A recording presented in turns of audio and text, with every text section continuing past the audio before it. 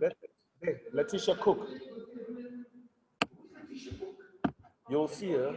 Oh no, she said she's not gonna use a video.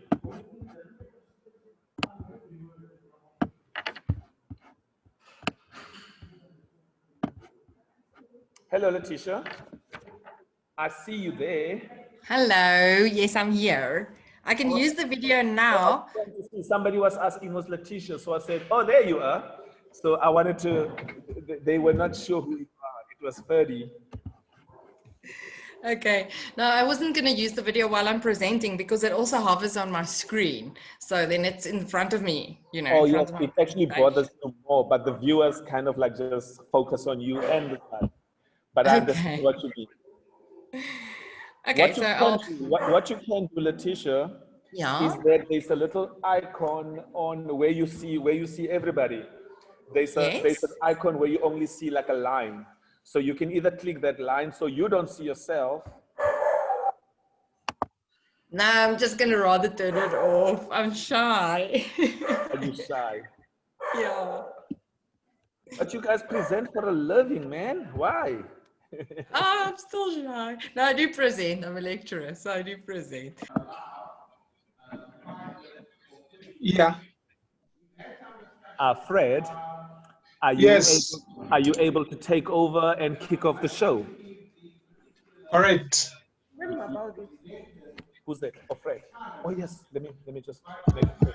Fred, I just have a note here from Mariam Okay. regarding the second paper at 11:20. All right. So that the current one that you have has moved. It's no longer there. Now we have Joseph Koza and Theo, Prof. Theo, taking that, Okay. doing that presentation on measuring H and S performance on construction projects in South Africa. So that will be the second presentation Okay. after the factors affecting students learning in civil engineering measurement. Okay.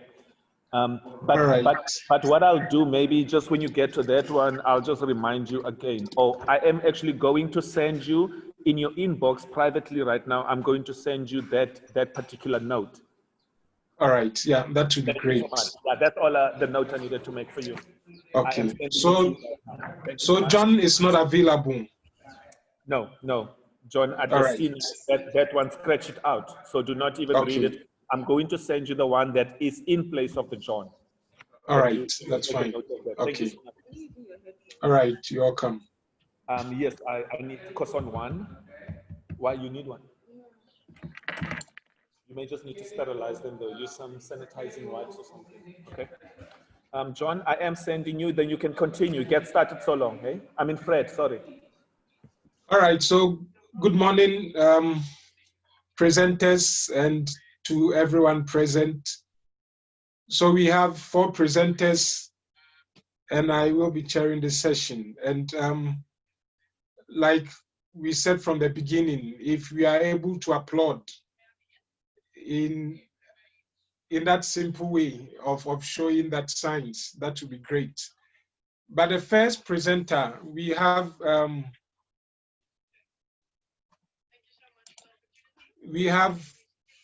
Patience Tunji Olayeni. I'm sure if I get the pronunciation wrong, you do it better when you take over. Kahiru and then Timothy and Emanuela, they would be presenting on factors affecting student learning in civil engineering measurement. If you are ready, Madam Patience, can you take over?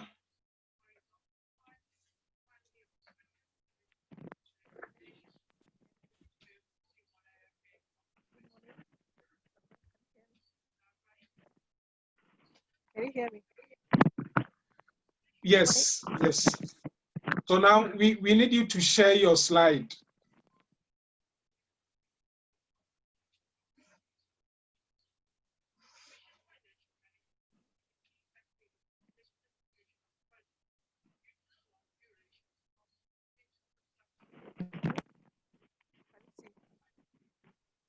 Can you see this now?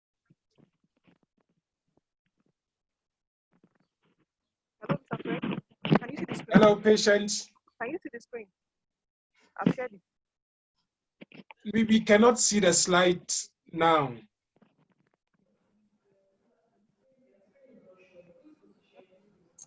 I am on it. It's a hello, patients. I have made you a co-host, so you should be able to open up your presentation on your screen, somewhere on your screen. Oh, there you are. Thank you so much. Okay, can you see the screen now? Yes. Oh, okay, fine. And then just click on your bottom corner at the bottom. On your right side, there is a little icon. Yes, you make it a screen. That's it. Thank you so much. Perfect. Good morning, everyone. Good morning, session chair. Can you hear me? Can you hear me? Can I go on? It's okay. Carry on, please. Okay, good morning, session chair and other presenters. I am Patience Tujo Layeli from the University of the Free State in Fontaine. Sorry, Patience. Sorry to disturb you. Should the sound not be so good for other listeners, maybe try speaking a bit loud enough to be audible. Okay. And for the participants, if you would like to raise any questions or make comments, please use the chat and so on. Okay, thank you so much. Carry on. Okay, I'm Patience Tujo Layeli from the University of the Free State, Bloemfontein. I'll be presenting on behalf of Professor Kahilu, Dr. Timothy, and Emanuela. The title of our paper is Factors Affecting Students' Learning in Civil Engineering Measurements. The brief outline, we'll be looking at the background, the problem, the purpose of the study, method, findings, conclusion, and then recommendations. A brief background to the study. Civil engineering measurements is a fundamental skill that is required in the evaluation of the cost of proposed works and the calculation of final accounts for work executed. Civil engineering measurement is calculation-based, and it requires considerable skill in mensuration and a good understanding of civil engineering design and construction. The problem. Students generally have difficulties in calculation courses, as have been noted by many researchers in different fields, including physics and mathematics. Civil engineering is calculation-based, and it relies on the principles of mensuration and mathematics, and it has been perceived as a very difficult subject. So what is the purpose of this research? It is to identify and assess the factors affecting students' learning in civil engineering measurement with a view to enhancing students' learning experiences and outcomes. The method of research. The method that was the approach that was adopted was a quantitative approach with the use of structured questionnaires that was distributed to third-year students of civil engineering at a Nigerian university. The data was analyzed basically by the use of descriptive statistics, mainly percentages and mean scores. And the data from the survey were also presented in the form of pie charts and tables. The findings, the demographic information of the respondents. In terms of gender, 7% of the cohort that was studied were females, while 73% were males. And it's a typical, it's a typical experience in most civil engineering and construction related courses. Now, the factors affecting students' learning. These factors presented here were obtained from Ostrowski 2011 framework. He tried to classify factors affecting students into three major categories. We talked about the epistemological factors, and those are factors that are related with the content of knowledge. The other category is the ontological factors. And ontological factors are factors that deal with howness, that is how the knowledge is passed. Also factors that deal with the business of the class, where lecture is being taught, availability of learning aids, and all of those things. And then the third category are the categories related to the affective elements, and these are things that have to do with emotions like anxiety, teaching, enjoyment, and ability to retain. And so we looked at these factors. And again, the factor we use the mean item score to analyze this. And for the mean item score, we try to categorize the domain from 5, 4.5 to 4.49 to 3.5 from 4.9 to somewhat 4.99 to 1. So from this, we see that lecture speed was measured as the most factor. Sorry, patients. Hello. Yes, we hardly can hear you. So Oh, if really? you could, yes, and the network is quite bad, but at least if you can project your voice a little bit. Oh, okay. Is it better now?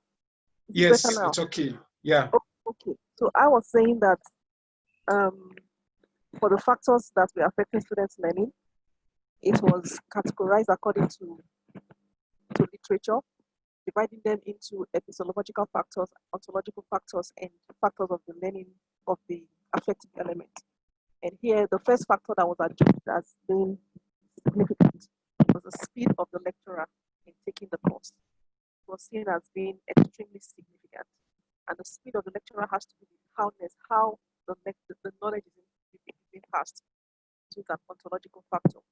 Then we see the other 5: measurement process, measurement calculation, understanding the SMM, taking up sheet, and terminology and acronyms. These are factors that have to do with the knowledge, have to do with the context of the course itself. And so they are basically epistemological factors. So yeah, I'll just summarize. So the factors affecting students' learning in civil engineering measurements will be assessed. Find that lecture speed, otherwise known as, we could also say the teaching style, was found to be the most significant factor affecting students' learning in civil engineering measurements.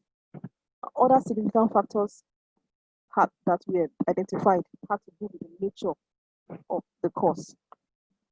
Now, the study recommends that lecturers of civil engineering measurement, they should adopt appropriate teaching styles, such as using a slower teaching pace so that students can actually understand the course more.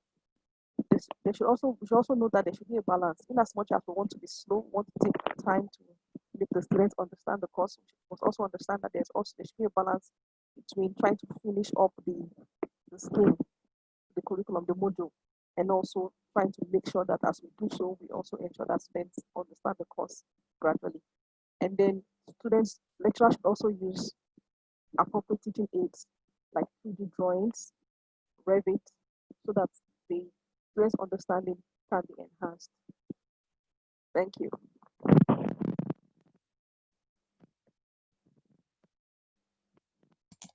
All right. So thank you, Patience. So if we do have questions, like we said already, we would appreciate if you could put it on the chat box so that we could respond to. We do have time, so if there is anyone if anyone has a question now, I think we can allow that.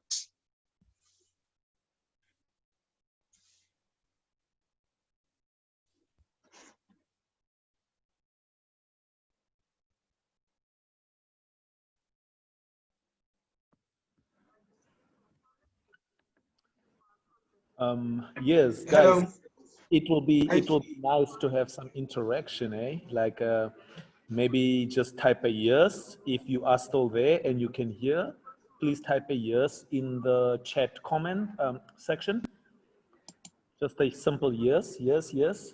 So I am aware that everybody, because I noticed that Linda and Stanley Okangba do not have any sound. So I am not sure if they are able to hear us.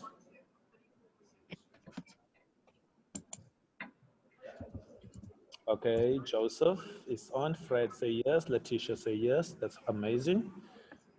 What about Mbal? Okay. Oh, Linda. Linda can hear. Okay, that's great. Mariam can hear. Perfect. Oh yes, no, they stopped sharing the screens. Letitia, I am trying to just get rid of that one. Let me see. Okay. Yeah, I think that is appearing from the previous presenter screen. Their screen is still being shared. So patients, please stop sharing the screen. Just click on stop share. And yes, there we go. Thank you so much. Fred, please take us on to the next speaker. Thank you. Thank you. So the next speaker, if you are ready, the topic is measuring health and safety performance on construction project in South Africa. That is to be presented by Joseph Koza and Prof. Tiohooft.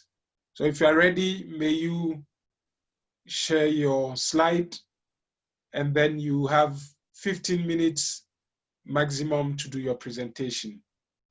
Over to you, Mr. Koza.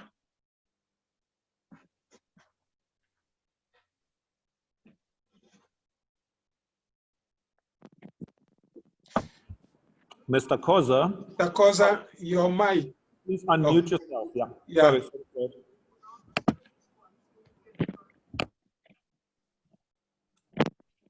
Yes, you can hear me? Yes, you may continue. Thank you. My name is Joseph Koza. I'm with WHO Construction. I'm the safety manager. I recently graduated with PhD in construction. Without a waste of time, thank you everybody for the opportunity to listen to my presentation. I've got long slides, but I will talk through them. The presentation overview is structured in this way. I've got the introduction, literature review, research methodology, model development, results, and discussion, and conclusion. Maybe to start, since the beginning of the conference yesterday, the importance of construction.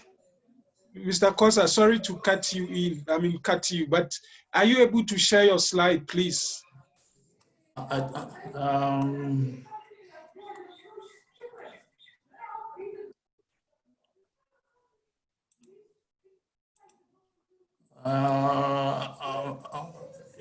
There is the option for you to share.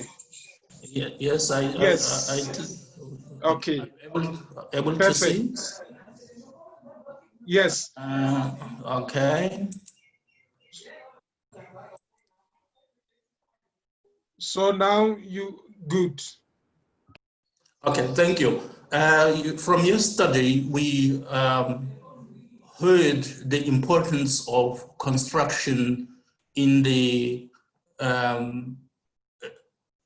employment or in the economy of the country. And we also know that most unskilled and semi-skilled people got an opportunity to work in the construction because of its labor-intensive nature. And it also has an impact on other sectors when it has an opportunity to do a job. And it contributes to most of the sectors by sourcing materials from these sectors. But having the construction as important in the economic growth come with its own problem in terms of serious injuries that are happening on a daily basis. And there seems to be no solution into what needs to be done. Various researchers and academics have provided ways and frameworks or models that seek to prevent or mitigate the risk of incident happening. but we're still sitting with a problem of more fatalities, serious incidents happening on site. So the purpose of the study is to develop a model which is driven by a client to improve the status of health and safety. So the study looked at various models. We look at various framework that are client related, and I summarize them under literature review as follows. This literature has identified critical health and safety factors that can contribute to the improvement of health and safety. Out of the 14 that identify, I group them into 6, which are client attitude towards health and safety, and the others are, as mentioned in table 1.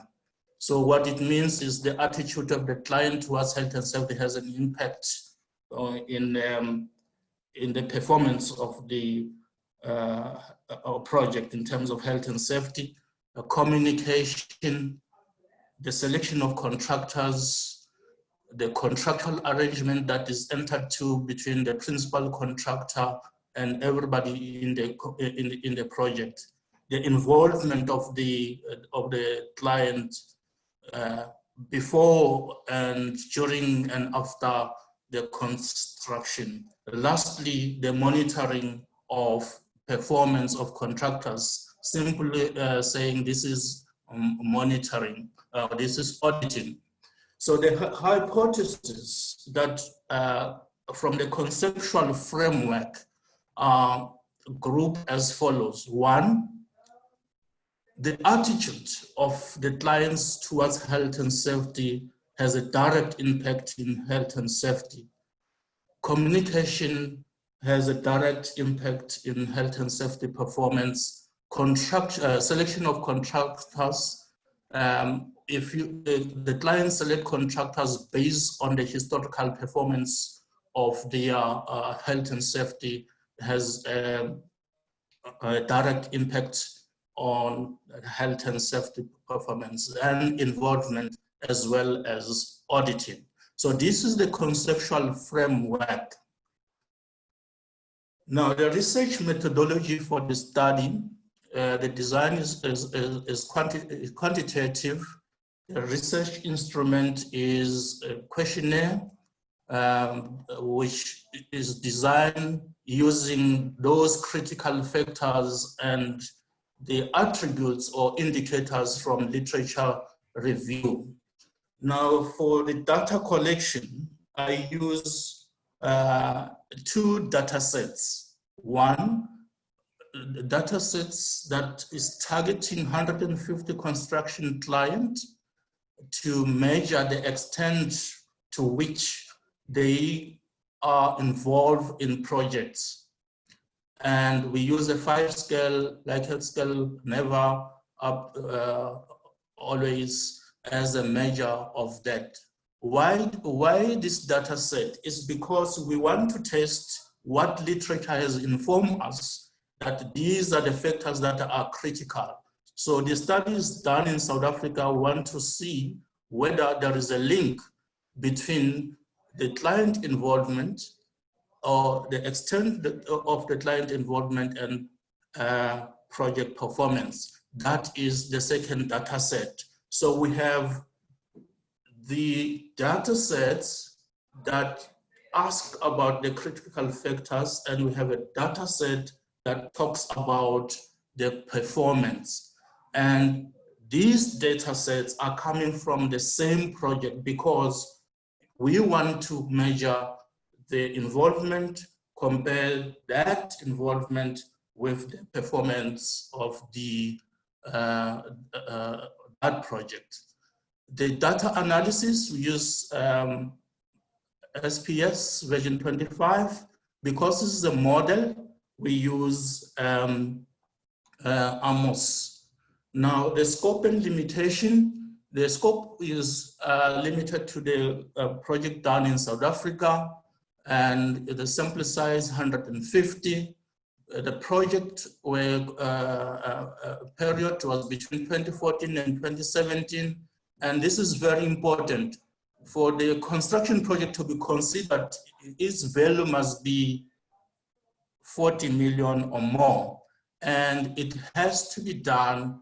It must be a project which is more than 12 months, because when you measure the performance of a project using lagging indicators, less than 12 months man hours won't help you in the, it won't make statistical sense. The model development. So the model is informed by what literature has informed us. We take that critical health and safety factors, and we look some key indicators, which I call critical to expectation. What is the desired outcome? And we transform that into a survey instrument. I will only show you two constructs because I've got 6. So the first contract is establishing attitude towards health and safety. So we are testing what is the attitude of the clients towards health and safety in a particular project. And we say CTE is critical to expectation, is what we expect that the client will do. And we want to measure that using a scale of 1 up to 5, starting from never up to always. And the findings, I look at, bearing in mind that we said we are not going to include projects that are done in mining because they are falling under a different Health and Safety Act. The response rate that we got out of the target of 150 was 135. These were operational projects. And because we're developing a model, there is a process that we need to follow. Firstly is the explanatory factor analysis, and the explanatory factor analysis help us to identify those factors that are associated with the construct. Secondly is the confirmatory factor, which means we want to understand the attributes associated with that construct. And we also use the SEM to structure the model.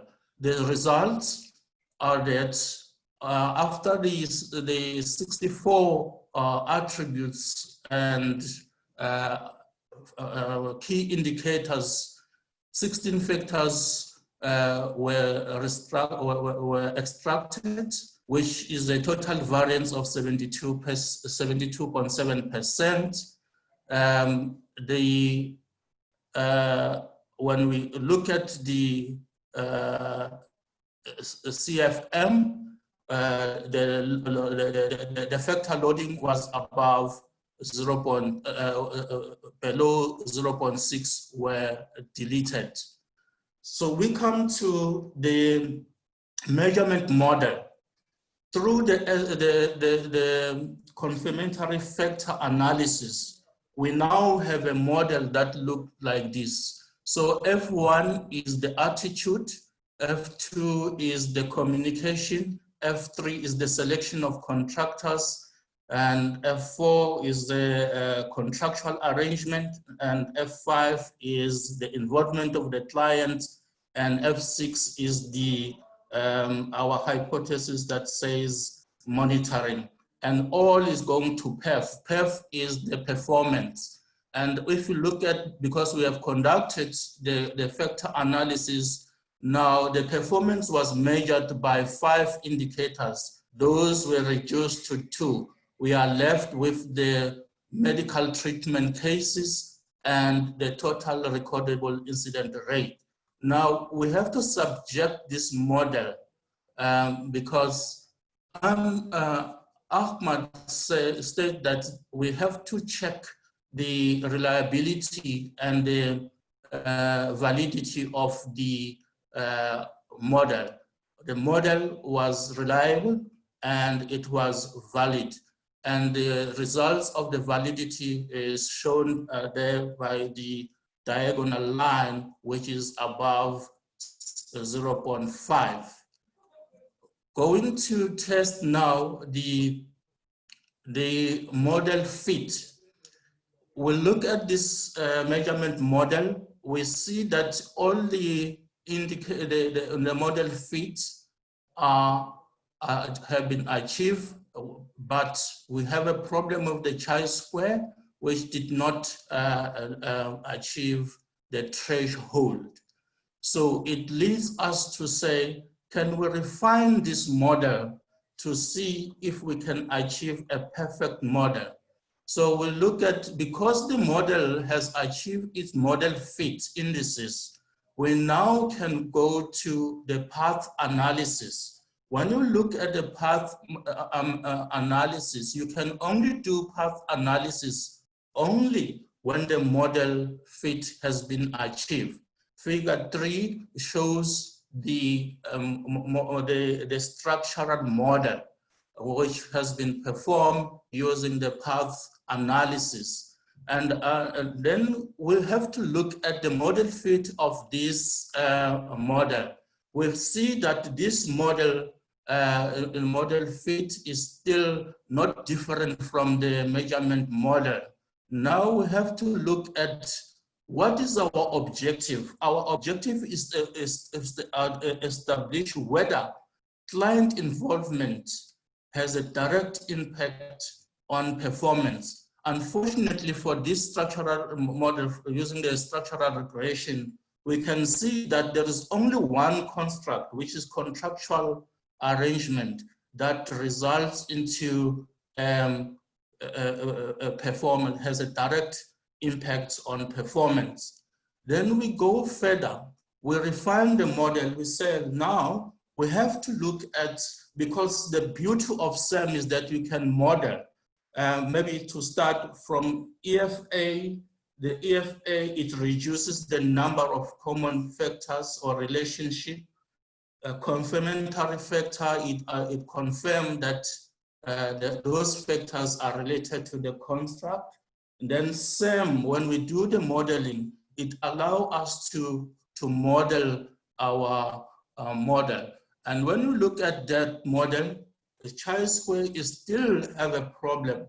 But if we look at the results, we found that this is a better model because all the other constructs are related to each other, and there is a relationship between this construct.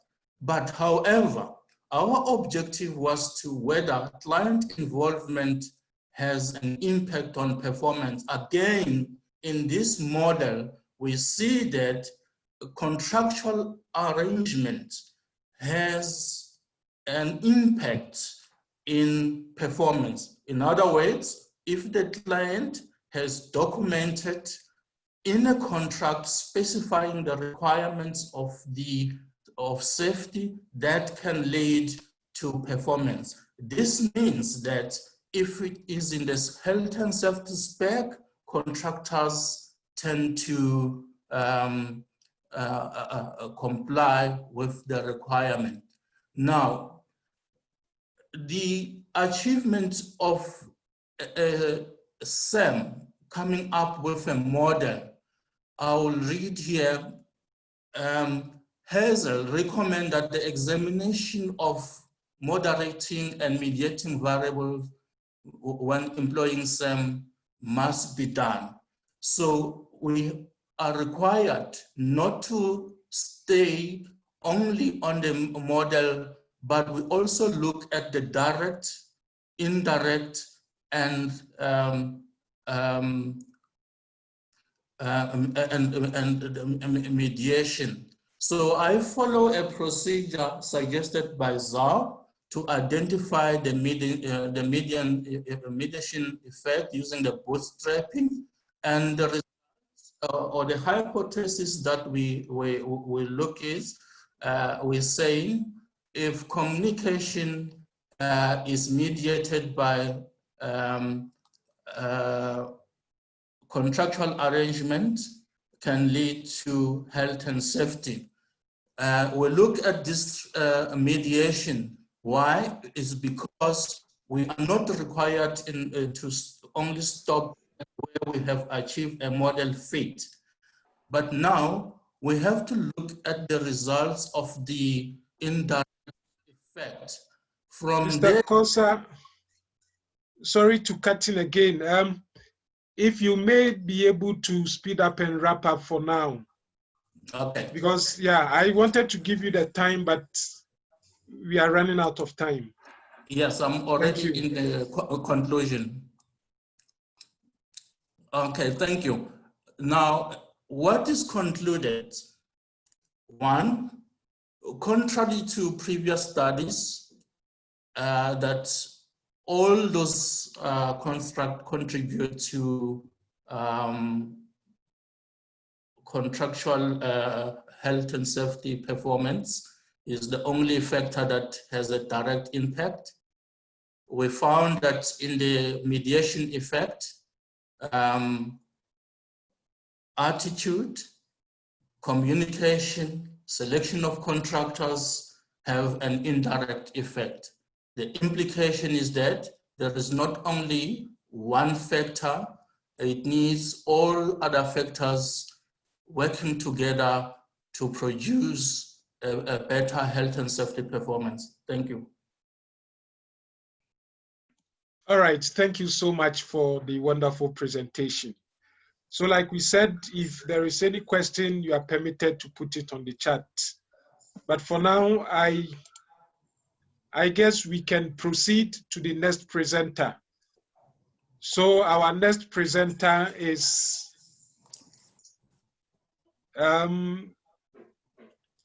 Mbalele Njani and then Ozumba. And they'll be presenting on the need to investigate career progression of female professional employees in the South African construction industry. So please, if you are available and ready, may you take over and then you share your screen.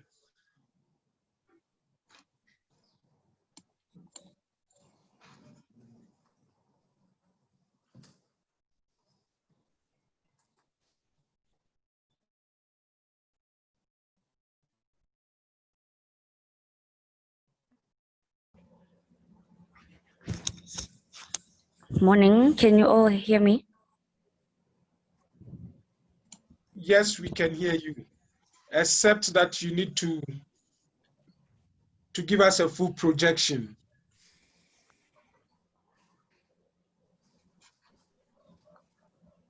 of your slide. I'm doing that now. Okay, thank you.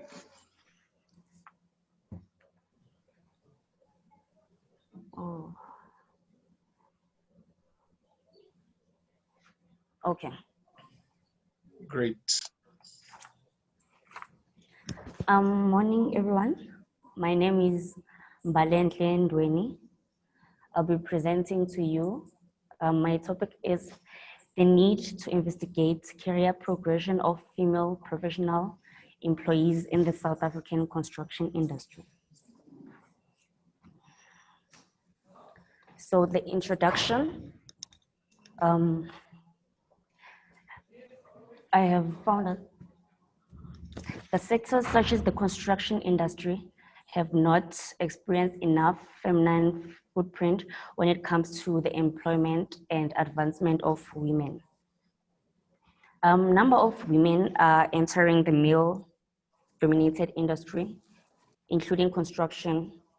However, they are found to be underrepresented in the senior positions, and men still outnumber women in the management positions. The purpose of the study is to investigate the factors which influence career progression of female professional employees in the South African construction industry in order to identify the challenges and suggest possible mitigations. The background, as I have mentioned in the introduction, that the participation of women is increasing in the workforce.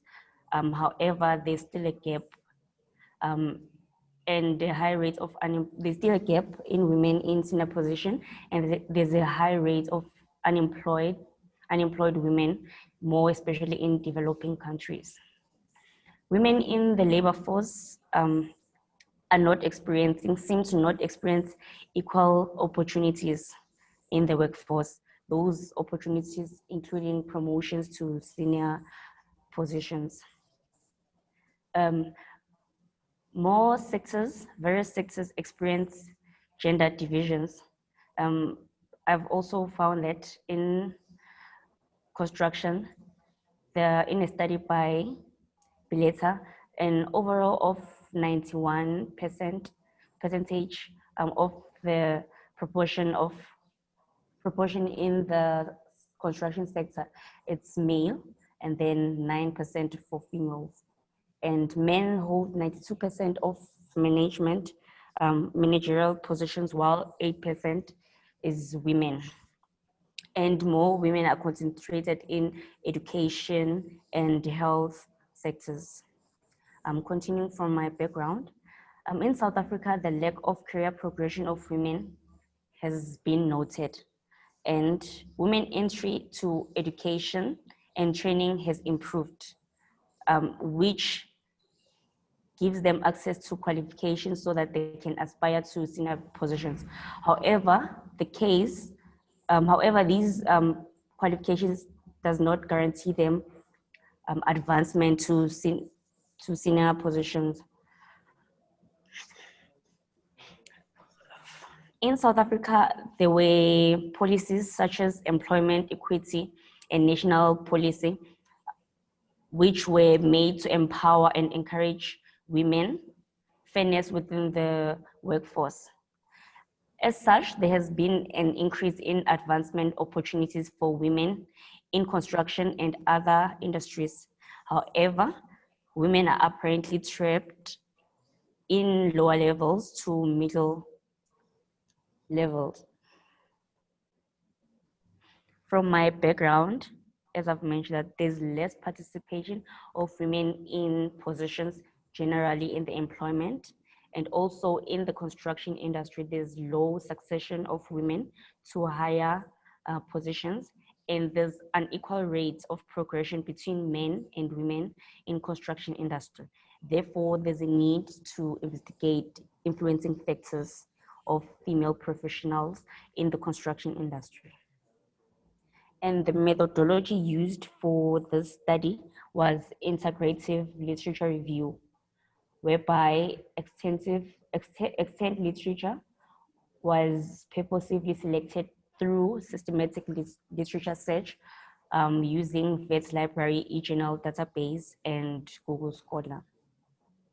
Okay, it's how I was searching this is how I was searching for my literature. Okay, I will not dwell on much on the slide because these are steps, basically which was logging in. And then my first search was women at work or employment. And then I went to searching for career progression of women. And then I further went to search for women in construction and career progression of women in construction. And then here on the search filters, I have stated how I selected the papers. So I won't dwell much on it due to time. And then these, the results which I found from women employment is that the participation is increasing globally. Yet there's still a gap of progression, and also employment of women is not equally distributed in all sectors. There are sectors which are still male dominated. These sectors include mining, construction, and engineering. And South Africa is one of the countries with a high employment rate of women and greatest inequality within workforce for those women who are employed. And then for women in construction, as I've said, that construction industry is one of the sectors with male dominance, and therefore the construction is a male-dominated industry, and most of women employed industry are filled in junior positions. And also the construction industry does not have fair representation of women. The industry is a very rapid growing industry, yet women population within the industry workforce is very low. Also, the South African industry, construction industry, is labeled as the most unchanged sectors because it still consists of men dominating in most levels, including the management level. And post-apartheid, it was recorded as in South Africa, it was recorded as the most optimistic for women to partake in careers of their own choice.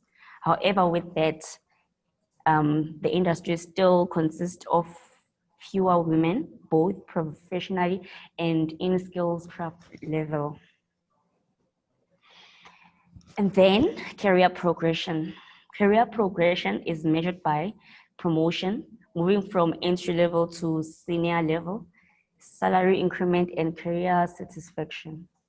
And women participation in the labor force has increased. However, there is not advancement in their careers. They are employed and trapped within lower positions. And South Africa has a shortage of women with experience of over 20 years in the industry. This is due to the fact that they are leaving the industry because they are not advancing to senior positions. The South African construction industry is not much different from the global case of the industry. Female employees are really found within senior level, but concentrated in the lower to middle management. And then on this table, I have summarized the key findings from women employment, women in construction, and career progression of women in construction. As I have mentioned in previous slides, that the findings show that the participation of women in labor force has increased, and women are dominating in secretarial jobs, education, and domestic services, that is from employment generally.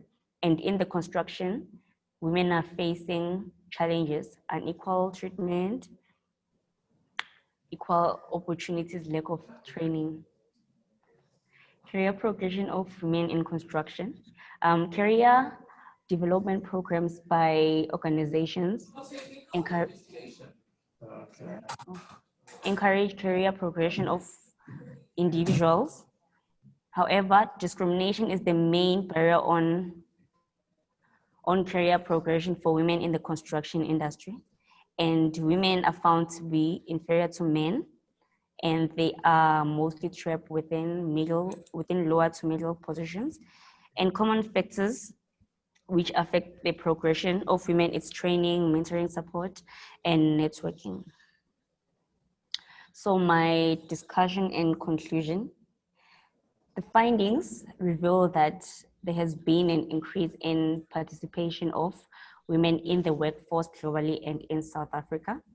And in South Africa, despite the amendments in the policies and relevant laws, women still face challenges such as discrimination, balancing other aspects of life and work, and progressing to higher positions.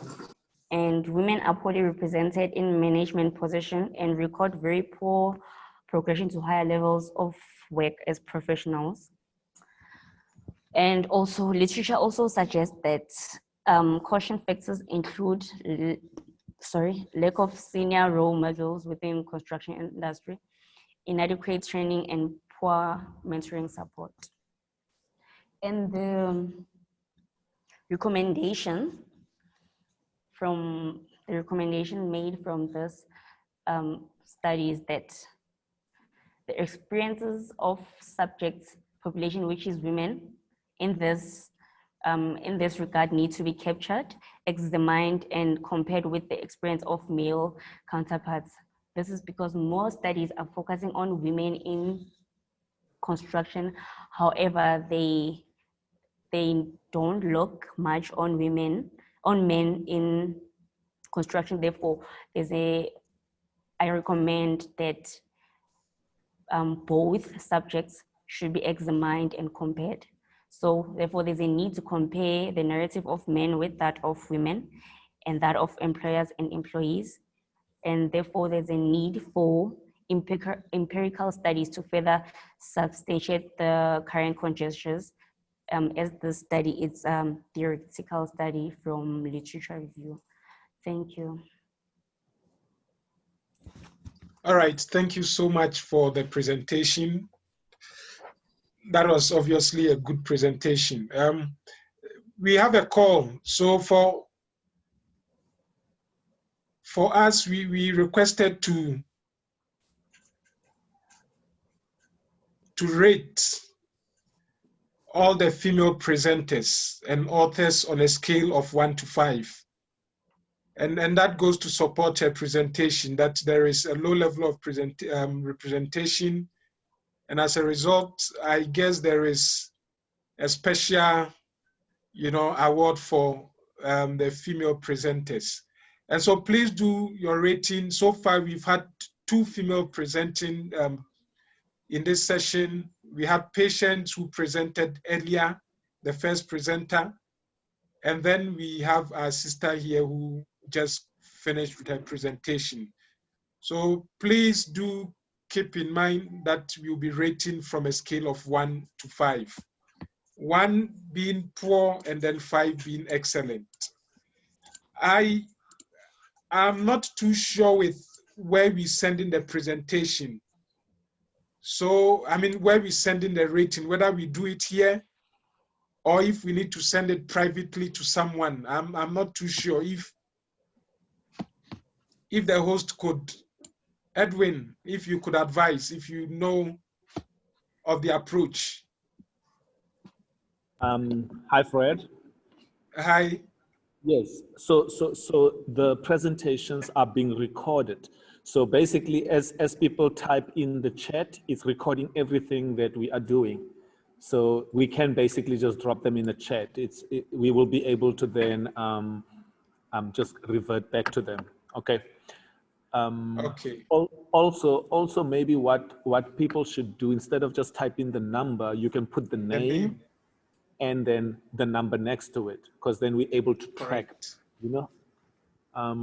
please. So for those who've already put 5s and 4s, please just type the name of the person that presented, and then you can do that. So I suppose we start with Patience because she was before Joseph, and then we can then do Balentle that just presented, if that's okay. Someone has obviously asked about yesterday's presentations. So I suppose later, even during lunch, what you guys can do just in a chat, go through your program, type the name of the female presenter from yesterday and just give them a score as well. Everything is documented if you can still remember what they did yesterday. Thank you so much. All right, thank you. I guess that is in order.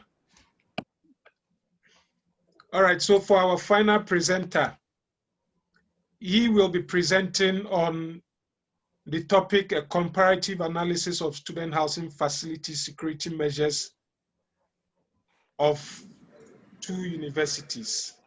Excuse me, Fred? Yes. I have Wayne here. I had a question that I typed in the chat box for Ndweni. Okay. May you ask? I can't. Oh, I see I the will question. ask Oh, okay. I the see now. question. Thank you, Ndweni, if you could respond to that. Oh, the question is, was this study only based on women on the professional sphere or all women in the industry? It's based on the professional sphere. My apologies for not pointing that out clearly. No, thank you. It's just a point that I'd just like to raise. You know, that in the industry, we don't only have the women in the professional sphere, but we also have some women who are going into the technical aspects of the industry, and we should also look at not excluding those when we do a study such as this. Okay, that point is noted, sir. Thank you. All right, so thank you so much for the question. I did not see it, but thanks you came up to ask the question.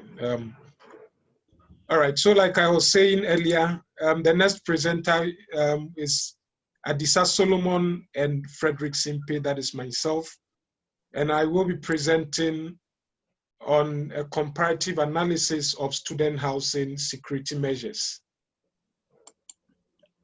And so without further ado, I take over. So like I said already, the topic is a comparative analysis of student housing security measures. My name is Frederick Simpe, and I'm presenting on behalf of the two of us. I'm from the University of Free State. So this is the presentation outline, the background, the objective, the aim, the methodology, findings, discussions, and then the conclusion and recommendation. So we're looking at student housing facilities, and there is quite a lot of literature around student housing facilities. And so I thought I'll highlight some of the value that student housing facility actually has on higher education or higher learning institution. It does a lot. For example, it can influence positive behavior among students. It has enhanced safety and comfort. It also is able to promote performance and satisfaction of students. And then it also stimulates academic intellectual development. And obviously, it's very important to look at it as an environment that also, you know, encourages mutual interaction among students. And therefore, if we consider all this value and advantages and what student housing facility offers students, obviously, if there is a security gap or if there is a gap. Ray, Hello? can you just share your screen for all of us, please? Oh, sorry.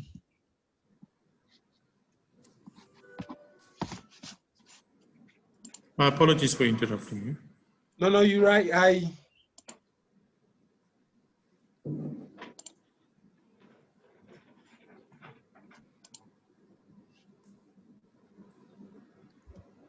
Here we go. Thank you. Just put that in the mode, in screen mode, and then we all good.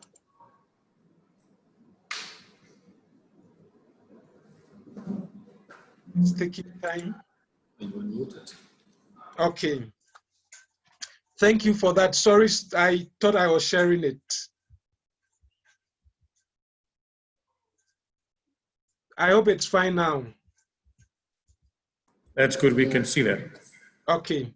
So I was saying that student housing facility offers so much value to students, and therefore ensuring that a safe and a secured environment is important because of the obvious advantages of student housing facilities.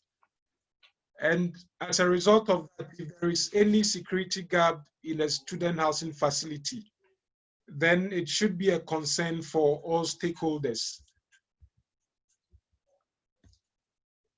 Specifically to South Africa, there have been quite a number of indications that the safety and security of student housing facility is not the best. I mean, in recent times, we've heard of people being attacked in student housing facilities. We've seen people actually being murdered in their own rooms in the student housing facilities. And so there are quite a lot of indication of safety lapses in South Africa. And other studies do point it.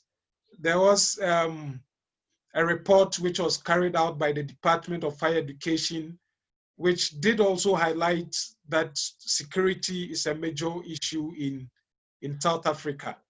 There are exceptionally high mortality rates due to the lack of security measures on campus as well. And like I said already, several studies do point to the fact that there are lapses in security. But as much as there is so much studies around student housing facility, there isn't much which specifically look at the safety in terms of the requirement, in terms of what is expected, in terms of the lapses. And so this study examined the level of provision of student housing facility security measures in the context of South Africa. So the objective was to compare the security measures provided in the student housing facilities of 2 universities, and to be specific, it was carried out in the Western Cape. So it was aimed at identifying the lapses in the security measures so that improvement could be initiated. Obviously, with this, there is the hope that we are able to provide some form of empirical evidence that can then help the university health safety officers, the facility managers, the maintenance managers to be able to improve the security measures provided. It was a comparative study. We adopted both quantitative and qualitative. So we had a questionnaire. We sent out the questionnaires to the students of both universities, and both universities had, the target was only the student housing facilities on the campus.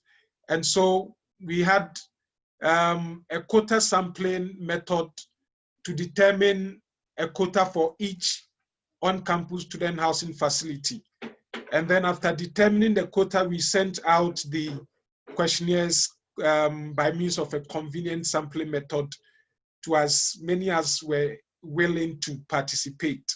We distributed 200 questionnaires in each university, and we had 169 from each. So we also conducted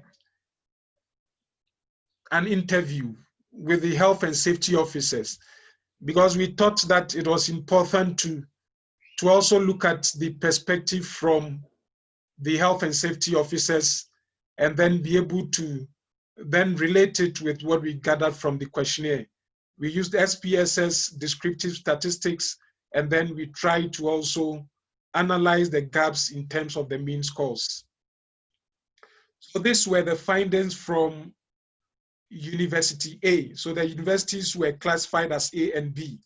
And I have highlighted some key areas to point out. That, so for example, lighting was perceived to be provided in University A. However, if you look at the mean score, it was 4.02, which if we were to calibrate, that would be more or less considered as provided, not even well provided. And if we look at the fact that if we look at well provided, there were 43.8% of the students who responded that that measure was well provided. Now, when we go down, we also realize that quite a number of the factors were perceived to be unprovided. So like the access control, for example, the mean score was 1.70, which is an implication, or which indicates that it is not provided. And if, again, we look at the responses in terms of those who indicated that the measure is not provided, we have about 60.4%, which is very huge. And it runs down. Security alarm was also perceived to be not provided, electric coded locks on doors, CCTV camera was also perceived to be not provided. Now for University B, when we compare, we begin to see a huge difference here, that at least 4 of the measures were perceived to be well provided. So security guards, lighting, security checkpoint, fencing were all perceived to be well provided. Whilst the weapon detector was perceived to be not provided. And again, it is revealing that that was the only measure that was perceived to be not provided. Now, in terms of the comparison, now we realize that University B had a better provision as compared to University A. So in terms of the lighting, the security guards, the fencing, the security checkpoints, they were all perceived to be well provided in University A. Whilst the case of, in University B, whilst the case of University A wasn't so. Now again, we pick up that the first 4 measures were rated as the best in in both universities. But obviously the responses in University A is not that encouraging. Now, when we look at the bottom side, we also realize that it's only one measure that performed poorly or that was perceived to be not provided. Whilst in University A, we have 5 measures which were seen to be not provided. Now, if we look at the overall and then we compare, we still can see that University A, which scored 2.29 compared to 3.66 in University B. And so clearly there is an indication of the lack of provision in University A, whilst one could somewhat see that University B was comparatively doing better. And so these are things I've highlighted, but I thought I would just show it out, an important point. So only one measure was perceived as not provided in University B, whilst as many as 5 measures were rated as not provided in University A. Again, only one measure was perceived as poorly provided, whilst a total of 4 were rated as poorly provided in University A. Again, the interview that was done also suggests that University B had a better provision of security measures than University A.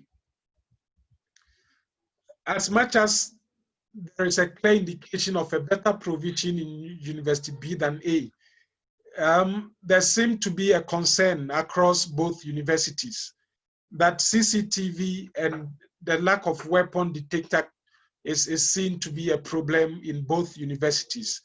And so as much as University B had a better provision, there were still lapses. And this is actually also highlighted in some other studies. Kahari did highlight the challenge, the report also did highlight the challenge, and some other studies have also highlighted such challenges. And the risk is that these lapses actually expose students to a huge or very high level of risk, which could result in injury, intimidation, and even murder at worst. Now, so we're saying that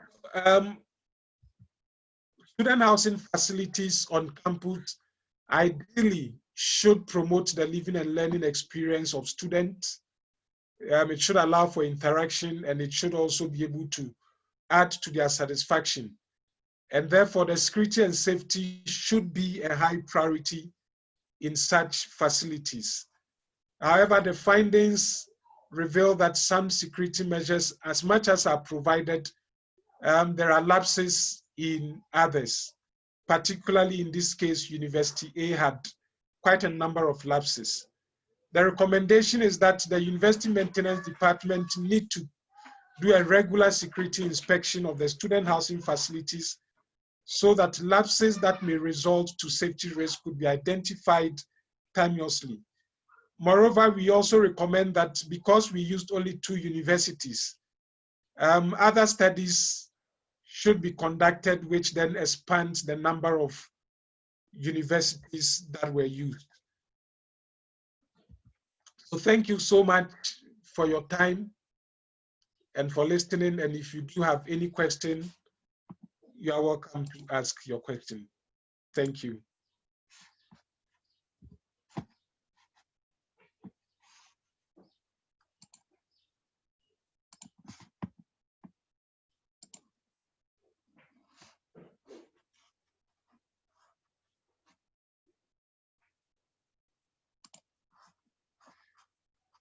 All right.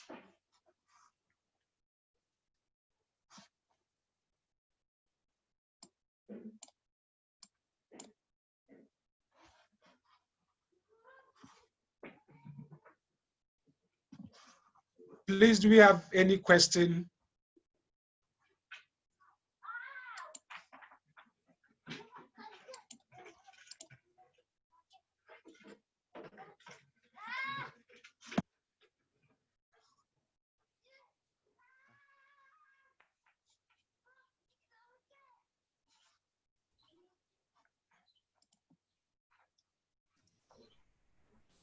Someone is asking a question. The person said, in which province was the study conducted? Check the Okay, chat. thank you. All right, so it was conducted in the Western Cape.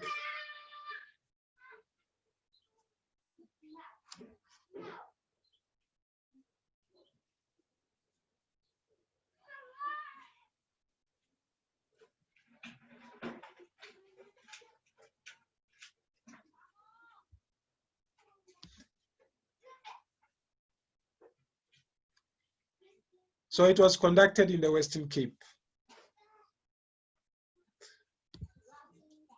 All right, Mr. Edwin. Oh. Hello? Yeah, hello. I am here, Fred. Yeah, I wanted Oh, to okay. Fred. So the if study conducted. there is no further question, I guess I can hand Yes. it over to you. Yes. So it seems that everybody that is presenting in B before lunch has done so. So then what we will do is we will then go on lunch, a short lunch break. We will return at 1, yes, at 1 p.m., 1300. So if you would like to maybe either leave the screen on or just log out and then come back just before 1, you may do so. So please take a break, and I would like to see everybody back in the room again at 1 p.m.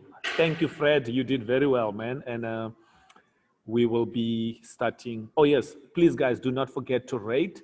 And maybe while you are on in the meeting still, you may also go back and rate some of the presenters from yesterday, if you wish to do so.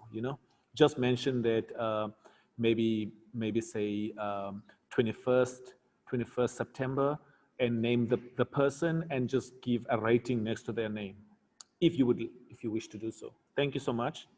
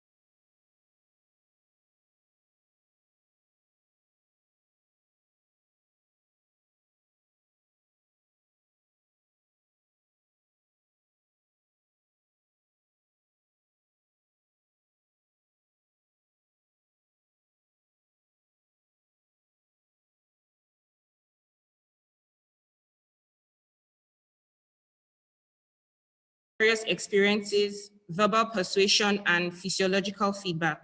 So performance outcomes deal with an individual's positive and negative experiences, which might influence their ability to perform a given task. And then vicarious experiences deal with how people's observations of other people can influence their performance. And verbal persuasion deals with the influence of encouragement and discouragement pertaining to an individual's performance or ability to perform. Then physiological feedback deals with emotional feedback or sensations obtained from performing various tasks.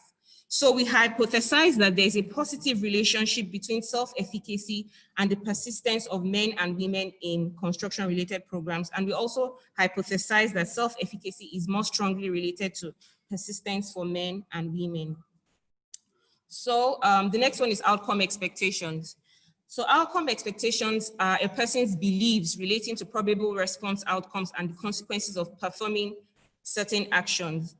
So people act on their judgment and beliefs with regards to the likely consequences of their actions. And examples of outcomes could be physical outcomes, which can be money, or social outcomes, which can be approval. So we hypothesize that there's a positive correlation between outcome expectations and persistence for men and women, and that outcome expectations are more strongly related to persistence for women than men. So we move to social support. So social support can be support from parents, teachers, peers, can be from significant others, and it has been found that these supports play a significant role in the occupational aspirations and career decision-making and persistence of students. And then it has also been found that parental support is considered to be the most significant kind of support in the life of a young person. So we hypothesize that there's a positive relationship between social support and persistence for men and women, as well as that that social supports are more strongly related to persistence for women than men. So the next one is learning experiences. So it has been found that previous learning experiences promote future career behaviors, and that learning experiences are an accumulation of different kinds of reinforcements which are responsible for career choices, and that prior experiences influence future career choice behaviors. So during the socialization process, the environment exposes a person to a variety of activities which might be of occupational relevance. And a person also experiences and observes others within their environment, which is also a kind of learning experience. So such experiences can be classroom experiences, such as classroom climate, interaction with teachers and peers, teaching styles, and so on and so forth. So we hypothesize that there's a positive correlation between learning experiences and persistence for men and women, and that learning experiences are more strongly related to persistence for women than men. So we move to goal representations. Goals are the determination to undertake a particular action or to initiate a certain future outcome. So it is expected that firmly held goals will more likely influence career entry choice behaviors, which an example is persistence in a particular program. So we hypothesize that there is a positive correlation between goal representations and persistence for men and women, and that goal representations are more strongly related to persistence for women than men. So then the next one is interests. So career interests are patterns of likes, dislikes, and indifferences with regards to career-related activities and occupations. So interest is a state of mind that comes before an action and are perceived as a principal motivator for career choice behaviors. And then interests are developed during a person's socialization process and ideally are translated into career choices. So we hypothesize that there's a positive correlation between interest and persistence for men and women, and that interests are more strongly related to persistence for women than men. So we adopted a descriptive survey design using a quantitative research approach for the study, and then We conveniently sampled undergraduate students from first to third years in construction-related programs such as land surveying, civil engineering, construction management, quantity surveying, building and architecture in 2 universities in the KwaZulu-Natal province of South Africa. And then 108 undergraduate students participated in the study, 48 were women and 60 were men. And then to test for significant differences in the degree of relationship between persistence and the sociocognitive variables that we used in the study, we used the Fisher-Z test to test for differences in correlation coefficients between the male and the female groups. So for self-efficacy, we asked the respondents 5 questions, and then an example of question was that we asked them if they were confident about being able to plan the steps needed to realize a project in their program. For social support, an example of what we asked was that we asked if they received support from their parents, family members, and that if those supports were important for their success. And then for learning experiences, one of the kind of questions we asked was that we asked if they received positive feedback and encouragement, especially from influential people in their lives, such as their parents and teachers. And then for interest, an example of what we asked was that we asked if they enjoyed performing tasks and activities related to their current program. With regards to goal representations, we asked if they will have, if they felt that they will have opportunities for interesting work if they stay in their current program. And then with regards to outcome expectations, one of the questions we asked was that we asked if they expected to learn new skills in their program, and that if they were able to use these skills and talents in their future. And then for persistence in their program, we asked them if they will probably change their current program. So for the gender differences with regards to the sociocognitive factors, the respondents indicated that the men and women had equal levels of self-efficacy, outcome expectations, interest, learning experiences, and goal representations. And compared to men, women reported low levels of support from their family, teachers, and peers. And then if we move to the next table, when we check the correlation analysis for men, men indicated that self-efficacy, outcome expectations, learning experiences, and social support were positively related to their intentions to persist in their current program.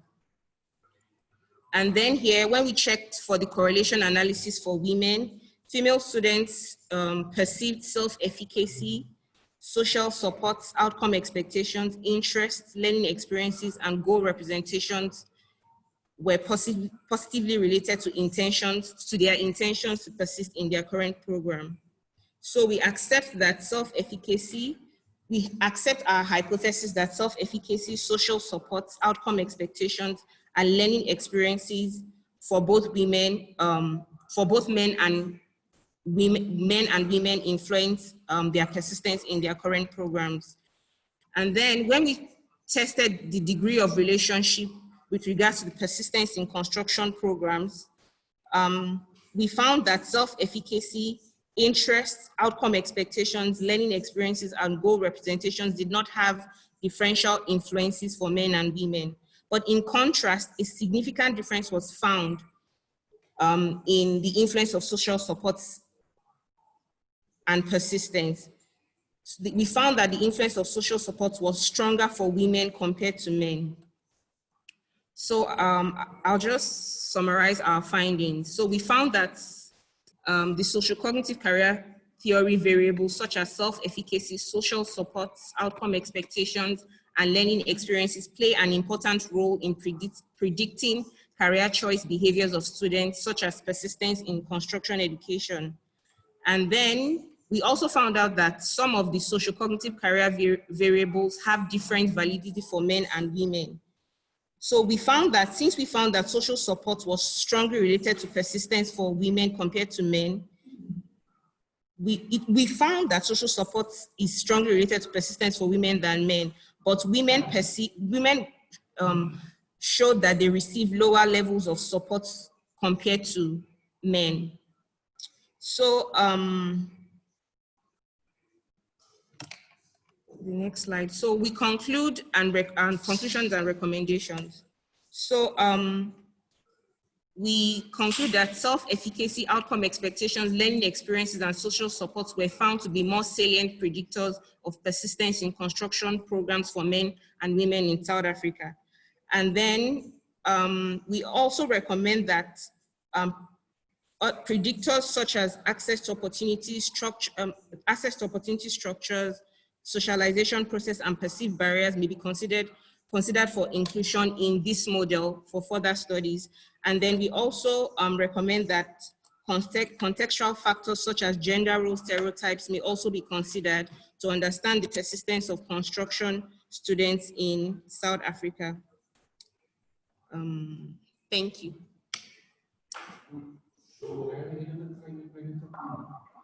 Thank you very much, Mariam. If there are any questions, could you please use the chat? Could you please use the chat to ask Prof, to send the questions to Prof up, and then he will share it with everybody. Are there any questions? You got it on the chat.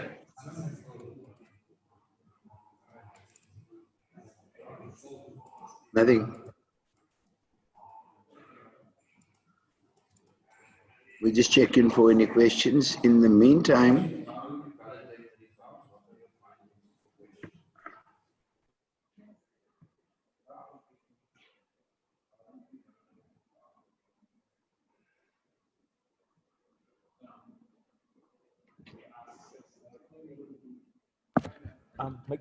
can I say? Hi everyone. Please remember to rate Mariam's presentation and paper, as we are rating all the female authors and presenters. Thank you so much. Remember, 1 is poor and 5 is excellent. Thank you. Do that in the chat, please.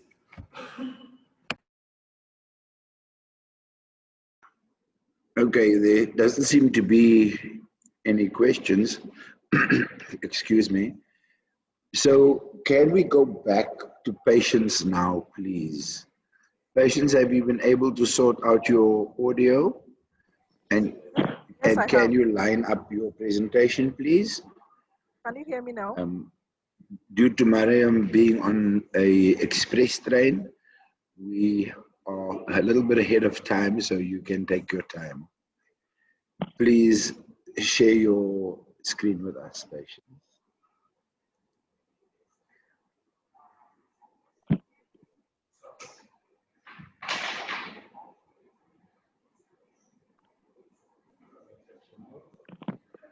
Can I start now? Hello? Okay. Can you put this into presentation mode, please, into a slideshow mode? Patients, can you use the slideshow? There you go. Okay. Colleagues, work-life experiences of women in the construction industry, a case of women in Lagos, mainland Nigeria, by patients, Prof. Kahilu and Antonio Oni. Please, patients, please go ahead. Good afternoon again. Thank you for having me. So I'll be presenting the paper entitled Work-Life Experiences of Women in the Construction Industry, a case of women in Lagos, mainland Nigeria. The presentation will follow this brief outline, have a background, the problem, purpose, method, finding, conclusion, and then recommendation. Construction is a vibrant sector in many countries. Patients, I cannot hear you. Patients, I cannot hear you. So I take it that the other colleagues cannot hear you. Can you hear me now? Patients. Can you hear me? She's going at alpha leather.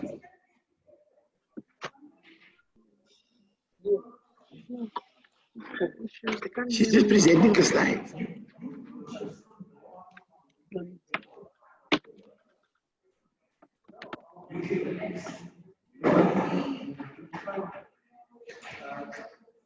Can't hear that.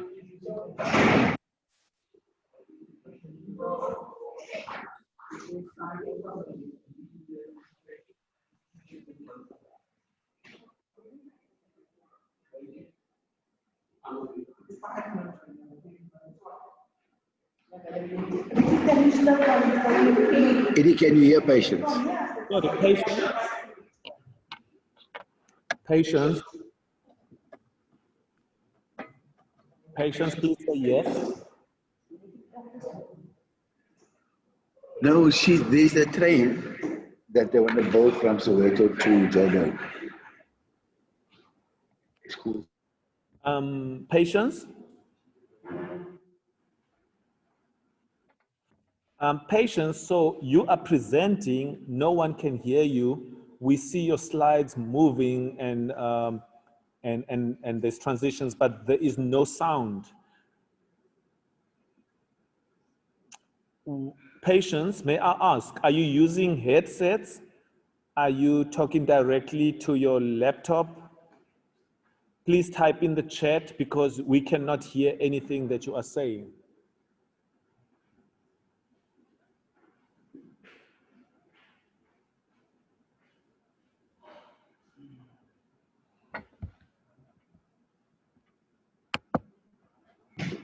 Okay, patients, we can see you.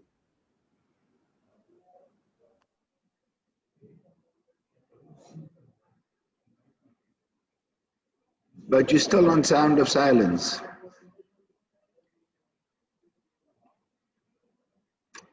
Colleagues, I think we need to give patients some more time to sort out a sound issue. And I think we will jump to the next presentation. Can you hear me now? Can you hear me? Yes, we can hear you. Can you hear me now? Okay. Yes. Okay. It was your headset, patients. Thank you. Rather don't use them. Just as you are. Thank you. Please start from scratch. Okay. So can I start now? From the beginning. From the beginning. Oh, good afternoon, everyone. Sorry for the inconveniences. So Good afternoon. Good afternoon. I'm presenting on the topic work-life experiences of women in the construction industry, a case of women in Lagos mainland. Excuse me, Nigeria. patients. Excuse me. Could you use the slideshow presentation button, please? Okay, okay. Yeah, just a minute. Okay. So. Thank you. I'm presenting on behalf of Professor Kahilu and Antonia Oni. Construction is a vibrant sector in many countries. It enhances social and economic development due to its huge demand and supply capabilities. However, women remain one of the most unexploited assets which have not been, women are one of the assets that have not been exploited in the construction industry.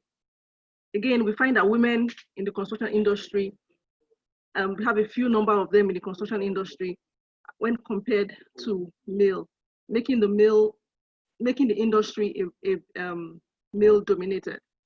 The underrepresentation of women in the industry appears worse than other sectors because of the uniqueness of the industry.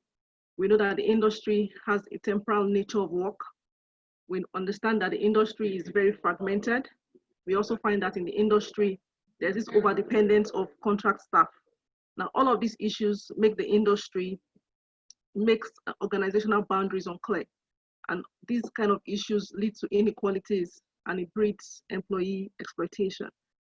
And this condition affects women more than it affects men, because women have to contend both with these unsatisfactory working conditions and the family responsibilities they have at home.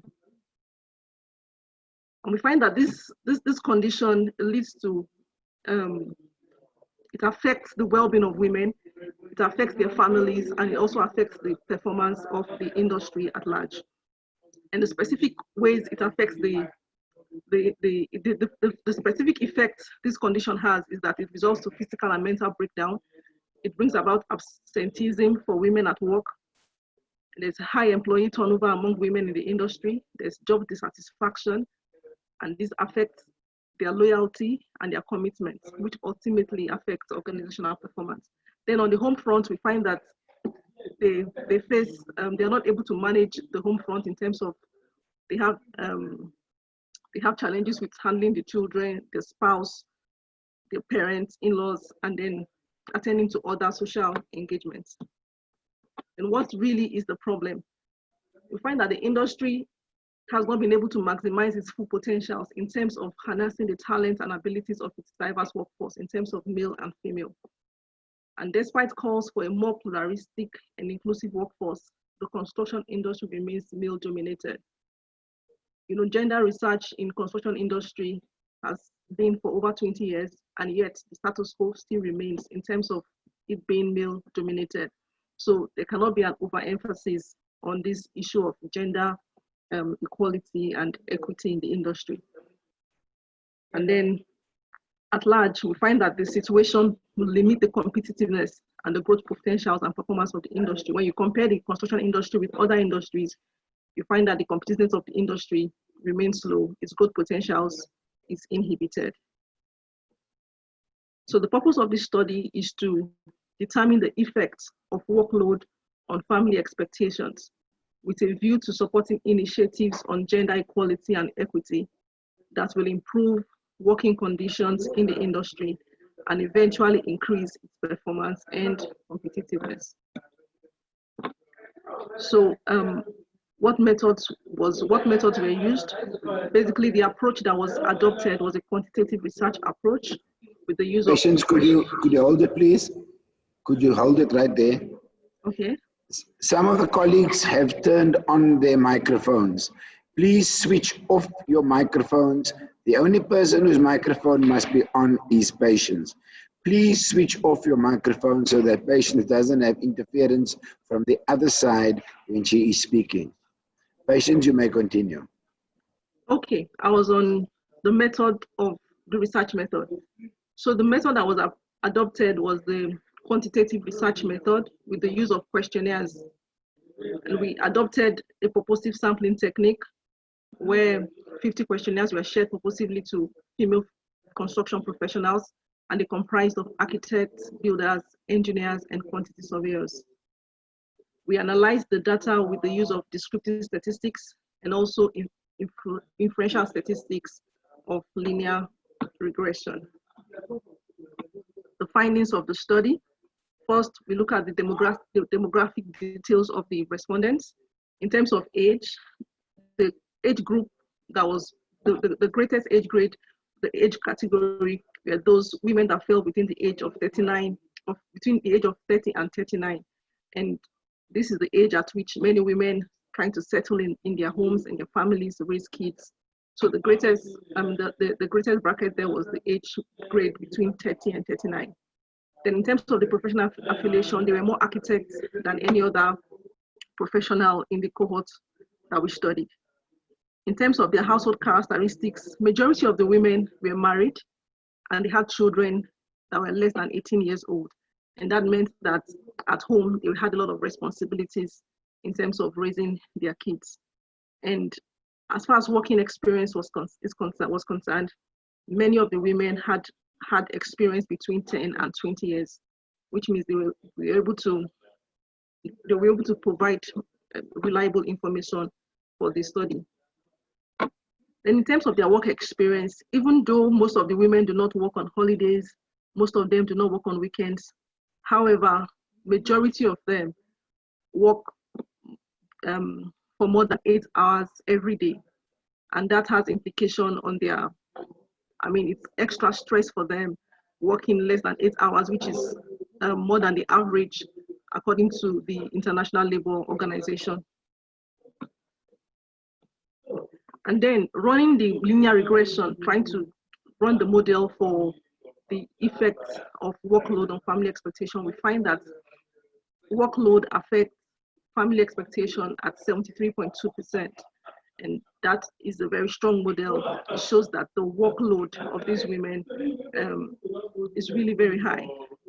And then it's going to really affect their family expectations. Now, the specific expectations that were affected in this case included making alternative arrangements for their children's school transportation, spending time with their spouse, spending time with their children, taking care of the household chores, and going shopping for their families. So these were the specific issues, family responsibilities that were affected as a result of excess pressure from work. And in conclusion, the findings of this research provides additional empirical evidence of the effect of work on family life of women in the construction industry. Like I said, it's not like it's really something really new, but then it provides additional empirical evidence to tell us that nothing has changed. Over 20 years now, studies on gender issues in construction have been going on through the works of Badji-Hole, Andrew Denty, and the rest. For 20 years, this research has been going on, and yet status quo still remains. So this provides additional evidence to show that we still need to, the debate has to continue until there is a change in the industry.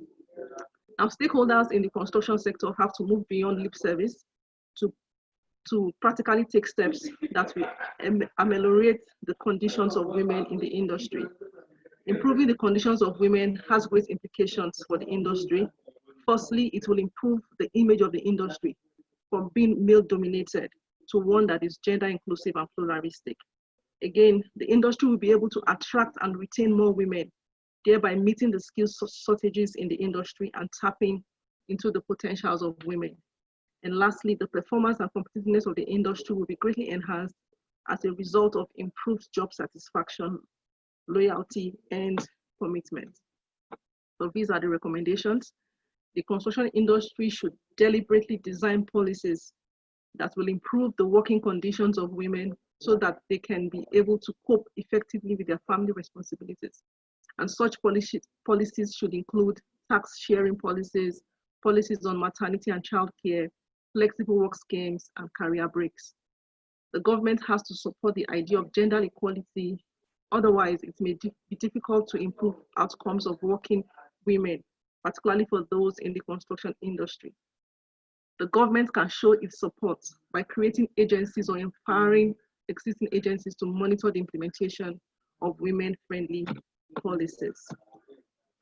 Thank you for listening. Thank you for your presentation. Rating.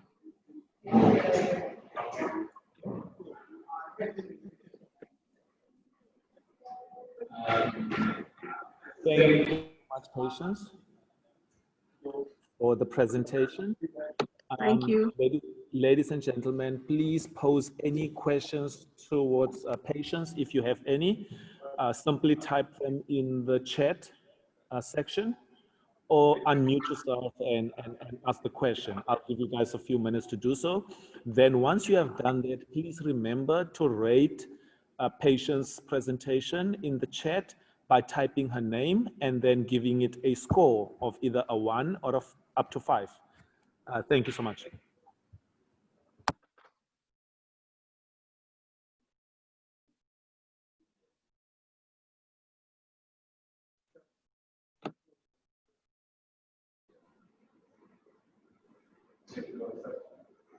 Sorry? Must I ask for the next presentation?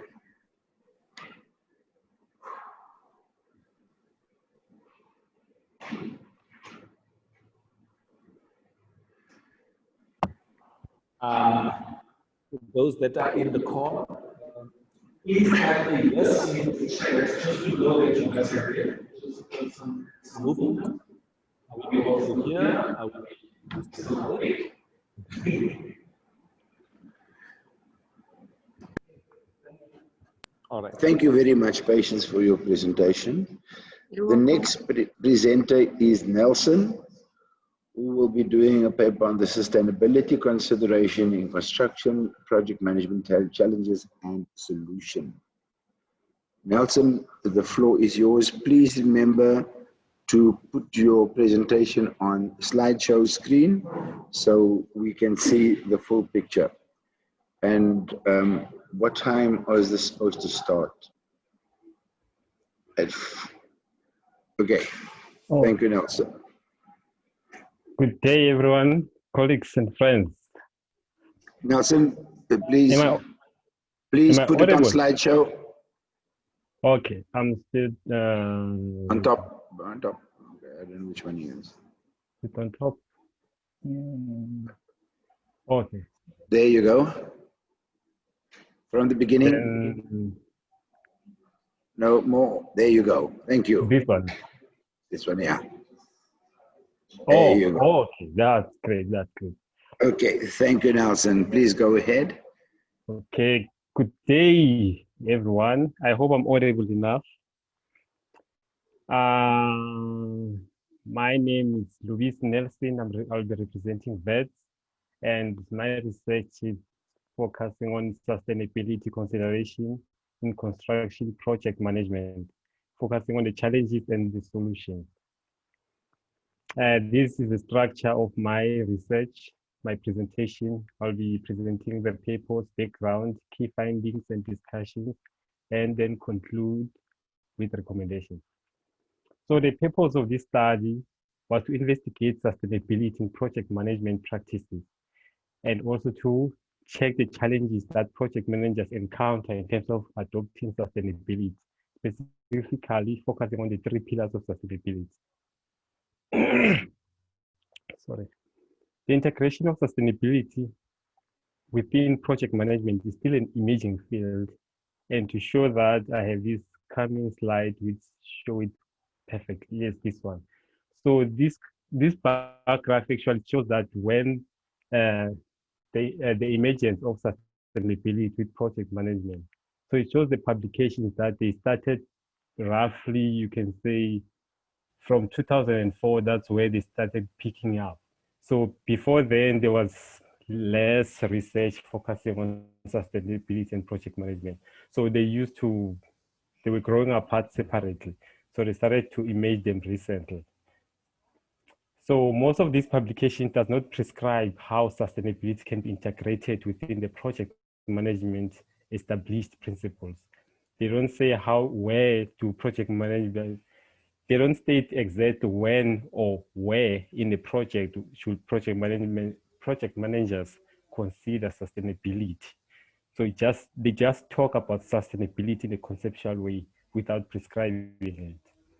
So the integration is fueled by the unsustainable ways of exploiting resources, especially in the construction industry. The introduction of sustainability comes with new challenges and targets. And these challenges and targets, they come from the economic targets required by sustainability, the social targets, and the environmental targets. So sustainability as a concept is a broad concept. You find it in transport industry, telecom industry, and construction. Almost every industry has sustainability, but it depends on each industry how they define it. So in my research here, I'll be focusing on sustainability. I'll be focusing on I'll be focusing on a definition which I found from literature, which is sustainability is about the balance between social sustainability, economic sustainability, and environmental sustainability. In other ways is that if you want to be sustainable in a project, you cannot be sustainable by only focusing on the social part of it or by focusing only on the economic part of it, of which that's what's happening mostly recently. So sustainability and project management, the integration comes with new targets, as I stated earlier.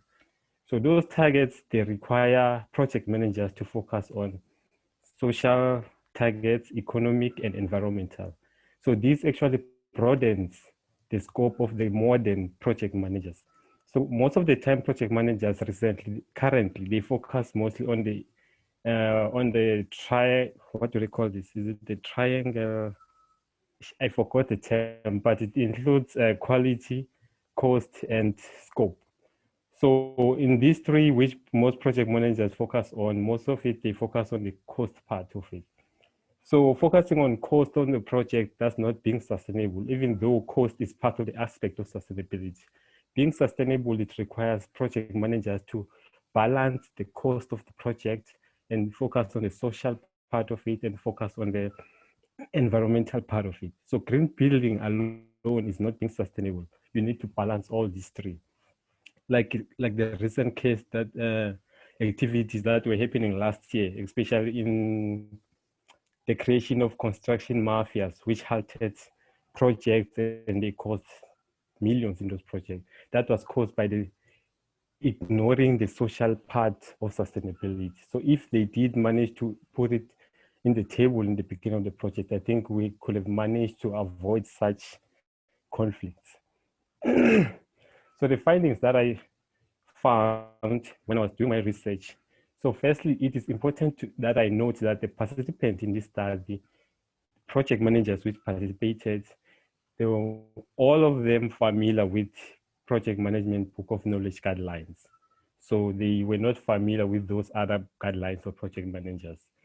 So I wouldn't say this research can be generalized based on these, because some project managers, they used to different type of guidelines, excluding this one. So what happened is that I drafted my questions and then I emailed it to project managers, different project managers. The reason why I didn't want to do interviews is because I wanted to get an honest answer from them. And if I were to do interviews, I feel like they wouldn't be comfortable. So I was like, I sent them the question to answer those questions truthfully, which I hope that's what they did at their own comfortable time. So what I did was that I asked for the challenges that they experience in terms of adopting sustainability. So at first I did ask about their familiarity in terms of sustainability. Most of them, they are familiar, but they are not yet in use with sustainability. They're not familiar with the three pillars of sustainability, like how they work and how to balance them. Actually, they are familiar with the economic part of it, but they're not familiar with the full three pillars of sustainability, which is economic, social, and environmental. So there are other aspects of sustainability, but these are known as the major components. Once you get these three right, then that means the project will be sustainable. So the challenges which they showed me that they're experiencing was that there is a lack of information and workshops and training. So in terms of information, in such a way that when it comes to green building, for example, in green building these days in South Africa, it's booming. So it's easy to get reference and get information based on green building. But it's not that easy to get information in terms of latest buildings that were sustainable. Most of them, they are not 100% sustainable. They either focus on one aspect of sustainability, of which I think that's where the problem comes, because a project exists in a certain environment which it depends on that environment.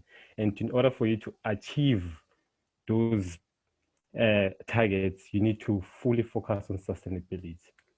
So some they say there are not clear scope on how and where to consider sustainability aspect. So the project managers are not clear on where to consider sustainability. Is it in the beginning of the project, or in the construction stage, or in the life cycle of the project? Of course, ideally I will suggest that we focus on it in the life cycle of a project, but the problem is that as a project manager, you will not be there throughout the life cycle of the project. You'll come at a certain stage, especially in the construction of the project. Then after the project is done, you'll hand over the project. But then I think it's important that we do consider sustainability from the start up until we include it throughout the life cycle of the project. So the other challenge that they identified to me was that there's a lack of basic education and training. They do not put much focus on sustainability. This is true in a sense that I've seen it at VETS. We do consider sustainability, but as a chapter, not like it doesn't have its own focus as a subject, of which I think that's what it needs. If sustainability were a subject, that would be great, because this term is broad, it requires more work to be done from it. And since it's still a new concept in project management, we still need to develop more techniques and frameworks that will help project managers and other professions in order to adopt this new concept. So this basically shows, I asked project managers which aspect of sustainability do they consider most in a project? Do they consider all three or just a specific of it? So what this shows that economic aspect is the one that is mostly considered, followed by the economic aspect, then lastly, the social aspect. So this comes to the example which I made about the creation of the construction mafia. So this is a pattern. It shows that since we neglect the social aspect of it, for example, in a certain project, we start to ignore the social aspect of it, there's a high chance that there will be a creation of construction mafia to want to disrupt the project. So it's not easy, yes, to consider the social aspect, but this, it raises some eyebrows that we need. This is an area where we need to focus on. We need to create some framework, some techniques on how we can able to balance these three. So in conclusion, I also asked for the participants' opinions in terms of the recommendation, what they think we can do in order to achieve a better sustainability. So what they recommended was that sustainability should be part of the should be recognized as the 11th knowledge area in the book of knowledge, which was published, that was published latest, I think last year or early this year. I think I've forgotten. So they suggest that sustainability should be recognized as the 11th knowledge area. So when you look at the project management book of knowledge, they do consider, for example, environmental aspect and the economic aspect where they talk about cost management of the project and stuff like that. But I feel like this point is important in a sense that sustainability should either maybe have a certain chapter where it focuses mostly on sustainability, how to introduce it in a project, how to to have a sort of a established framework that is easy and user friendly for project managers to adopt.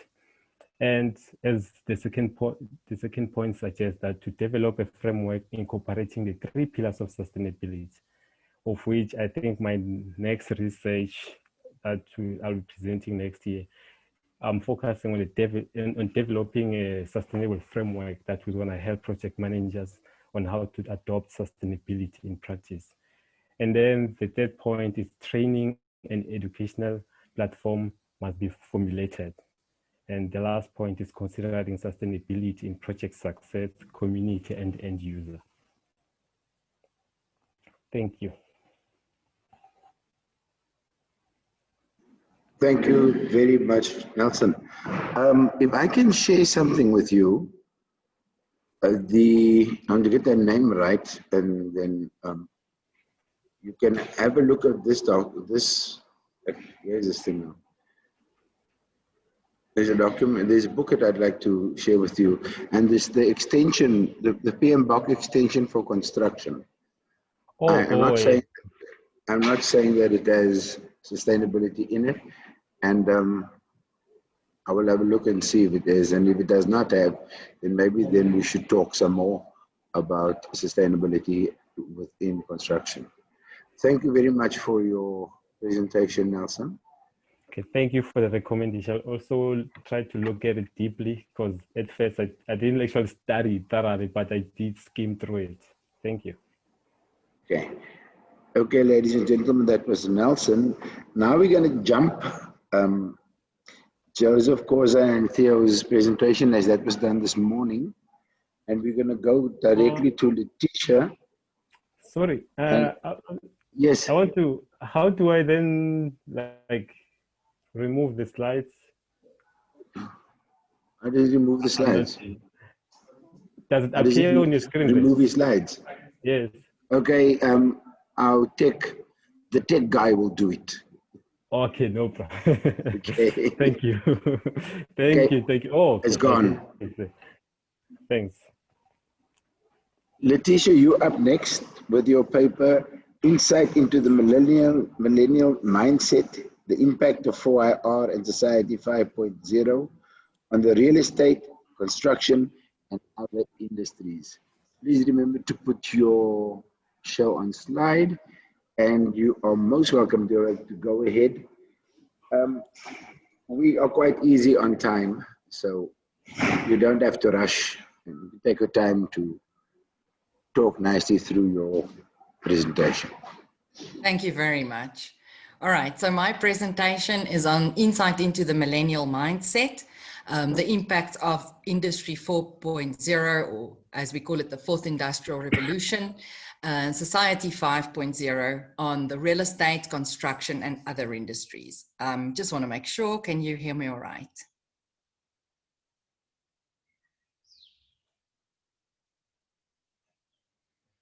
So as the millennial saying goes, if you've got a wicked problem, you've got to hack it.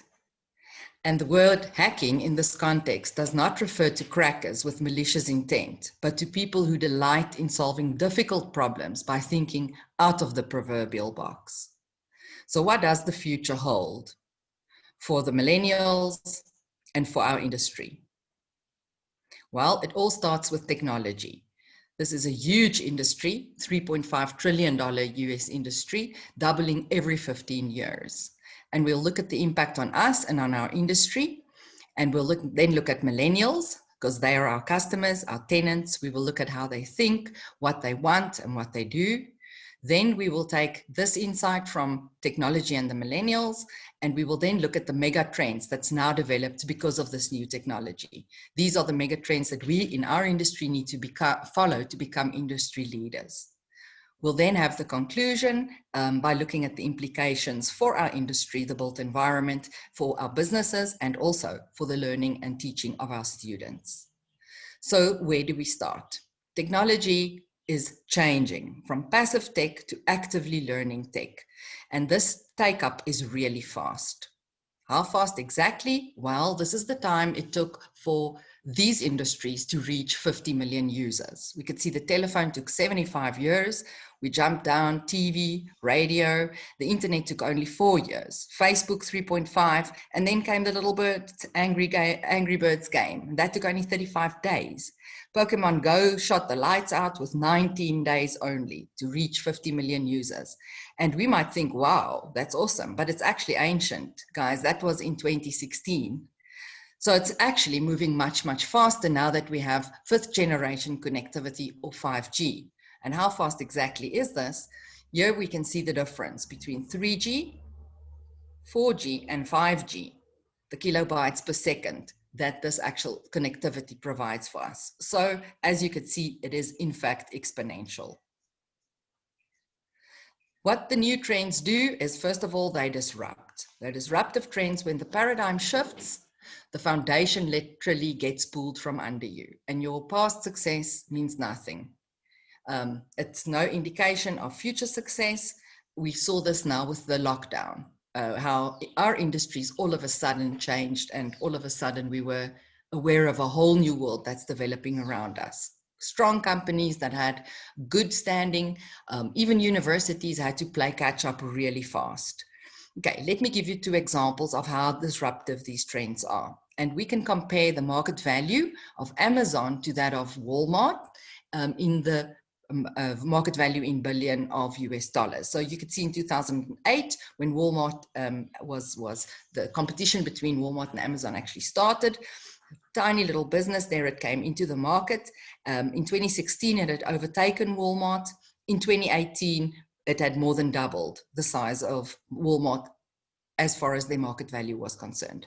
Now, what's important here is that this took 8 years. That took only 2 years. And right now, in 2020, January, they had surpassed the $1 trillion mark. So that is exponential growth. And just to put things into perspective, Walmart is no small company. They also had not shrunk in their market value. 310 billion US dollar company. Just to put it into perspective, that is our South African GDP forecasted for the end of this year. So it's significant. Then we look at this little example of Uber, although that's not in our construction industry, but it just shows us how disruptive technology comes into the market and how it changes the world. This is the largest taxi industry in the world, as we know, not owning a single taxi. But what they teach us is that the rapidly expanding tech startups are challenging our outdated habits and methods. Think a little bit about this. We taught our kids never to get into a car with a stranger. And what do we do now? We Uber our kids to school. We trust the system completely. That is really groundbreaking because it's based on creating trust, because the drivers get evaluated, they receive updates every single time they Uber someone. When their rating falls below 70%, they're no longer allowed to work for Uber. So this is a trust-based system that is actually trust-free. And where Uber is going now is into the air. So Uber Air is launched. It's going to be running initially with and then later without pilots. You can watch their YouTube video if you wish. There's the app already active. Yeah, they're ready to roll. Okay, let's get to the millennials now. So this is the 6 generations that we see presently with us on the planet today. The baby boomers and Gen X, in our generations, my generation, in my age group, baby boomers and our parents' generations, and then came the millennials. Gen Z is to follow, but they are still young and not yet actually active in the labor market. So we're looking at millennials. They're aged between 26 and 40 years of age. And let's have a look at what they are our customers. So the Time magazine says we call them the me generation. Millennials are the largest generation of adults yet. They're also the most educated generation in history, but they are not at all like the previous generations.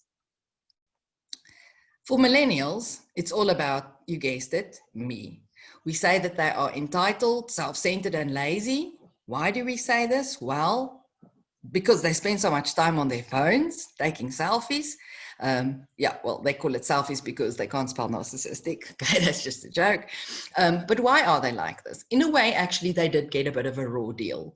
Now, their parents, well-meaning parents who grew up in a time of scarcity, who grew up in a time when they had to share a bedroom with their siblings, only one car per family, having to work really hard to make a living and improve the livelihoods of their children to create a better future for their children, unknowingly, in a way, failed because they created false expectations. These kids had it a bit easy, and their well-meaning parents mollycoddled them into believing that anything is possible and easy. The real world is just a rude awakening to them because the real world is not like that. Now we look at technology. So the dopamine addiction that one could get from gambling because of the dopamine secreted in your cerebral cortex, this is exactly the same as what happens to you, exactly physiologically the same when you get a like on Facebook or on Instagram or so forth. So this can cause serious addiction to the online world. And what happens is that the relationships they form are to an extent superficial, because think about it, no one ever posts about their sadnesses, their fights, their breakups. We only see the happy faces.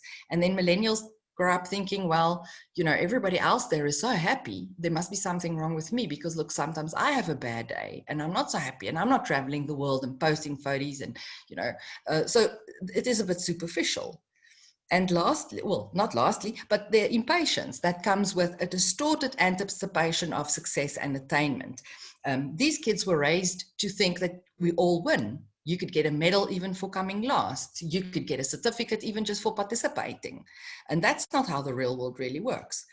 The world of business is not really an environment created for them where they can succeed. They do not understand the values of business. They look at the world very differently than the previous generations. Also, the reality that they were hit with. If you think about 40% unemployment in some countries, disillusioned with political leadership, inherited environmental disasters, economic problems, social problems. Yes, in a way, this is the legacy of the very well-meaning and very hardworking selfish capitalists, our generation. And we thought that this was the best system. We could think of nothing other than this being the best system. But as it turns out, it might actually not be. In any way, the millennials then have the saying that they're all struggling, yet they have to make it appear as though they're not. So when we look at them, we see self-centered, overconfident, even arrogant.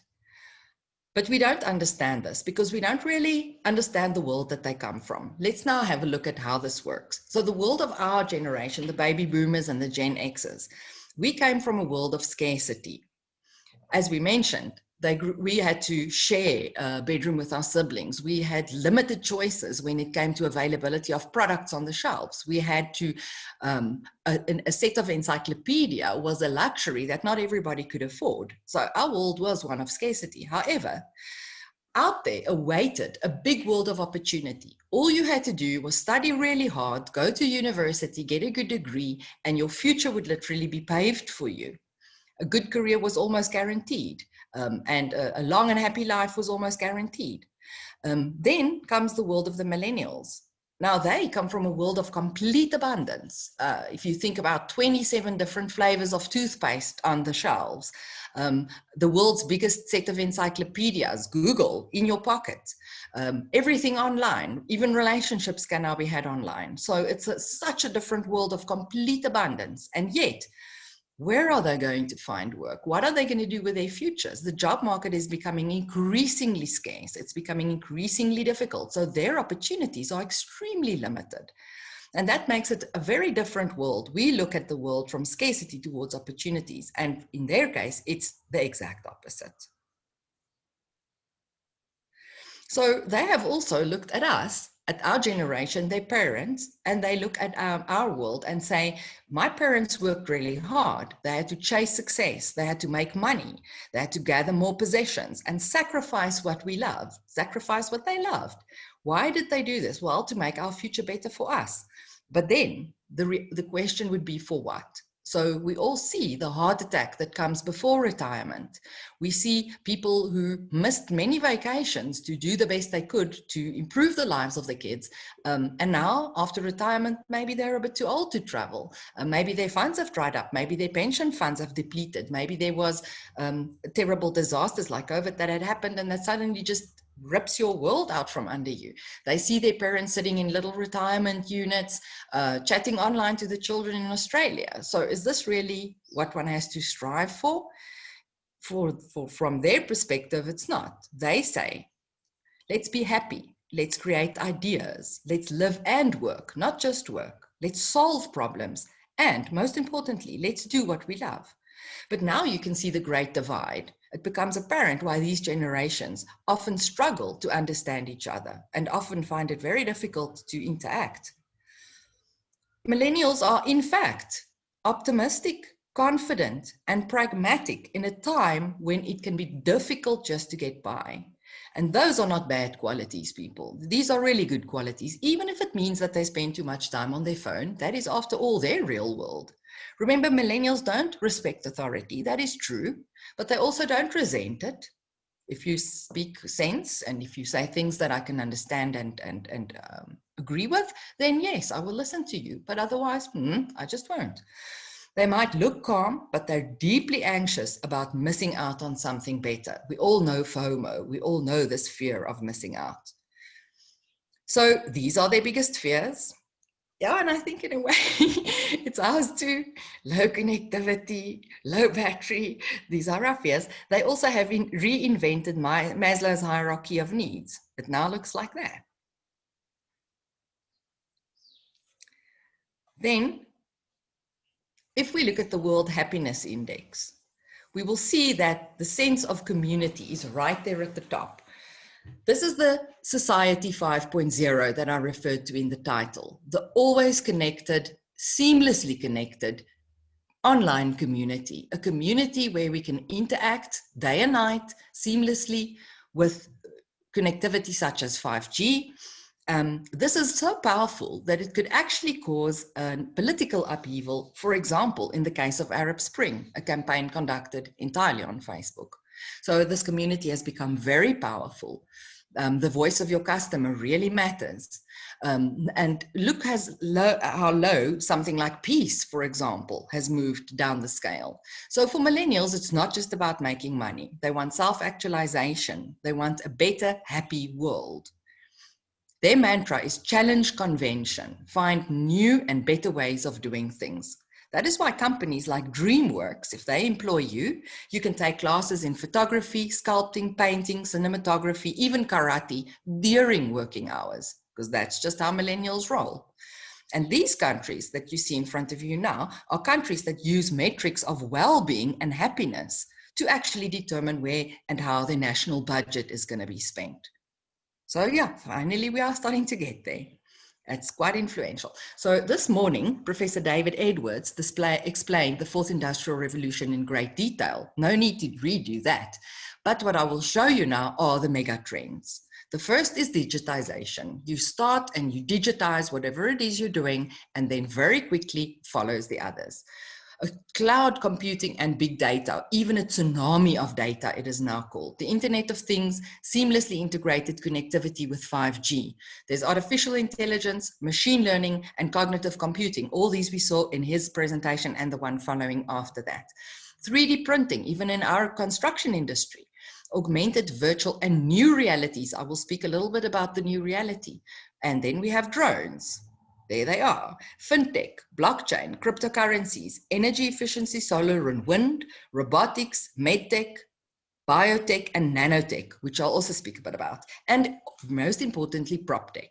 So just to give a few examples, that's medtech. This is a 3D, that was a 3D blood vessel printed on a printer by using the patient's own DNA. So there's no chance for rejection. Then we come to robotics. Here we have two 3D printers busy building a very eloquent bridge. It looks all airy-fairy, but that triangular design, as you would know, is incredibly strong. Oh, and by the way, they also work on public holidays.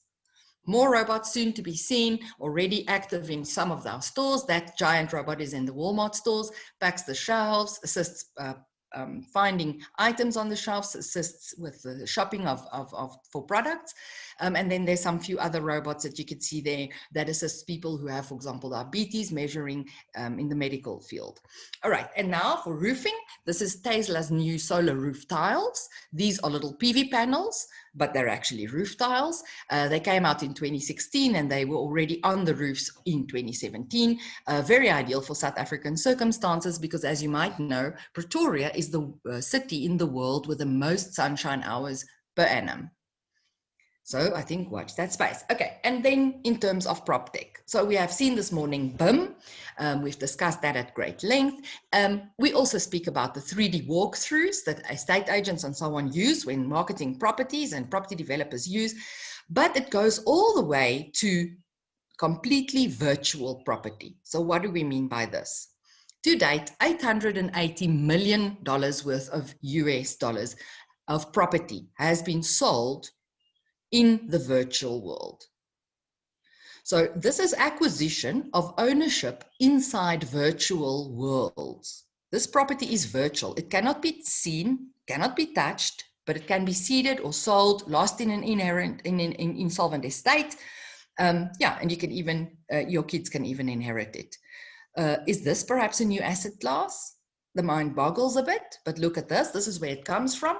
It started out in the virtual economy, in the gaming industry. So there are games, those of you who are not gamers might not know, but there are games where you can farm. You can actually even farm gold or mine gold. This can be sold for real currency online. And there are games where you could build avatars, you could build weaponry, you could build all sorts of things and then sell these for serious money. You can make a living out of this. And some of these little millennials do. So here are some of these games. In these games, you can own property. You can buy a house, you can furnish it. You can even have a fireplace with a nice rug in front of the fireplace. And you can then sell that property. So yes, it's interesting. Watch the space. Okay, blockchain is one of the new tech applications that is used, and Georgia leads the way. This government has already placed all its title deeds on the cloud. So with blockchain, property buyers and sellers can now transact without the involvement of an estate agent, broker, transferring attorney, bond attorney, or even a clerk at the deeds office. This transfer can happen 24/7, just like online finance applications or bond applications already do. There's no human involvement required. So obviously this expedites the process, which is great for transacting in property, a real estate asset class that normally took quite long to transact. But It might erase, or it will probably erase even portions, if not quite a few jobs.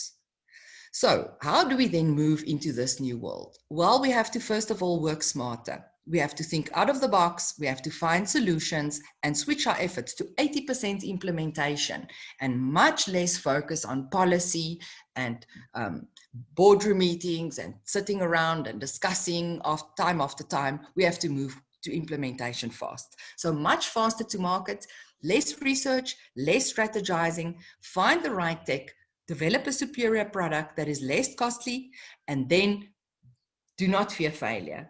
Hit the market with it, and maybe bang, you're successful. If not, well, don't fear failure. You can just try again.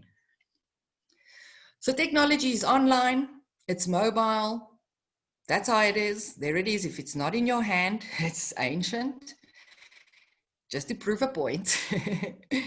Okay, so if we look at app development, technology is becoming much more affordable because software costs far less than hardware and copies are virtually for free. Think about it, you can download an app for virtually no money.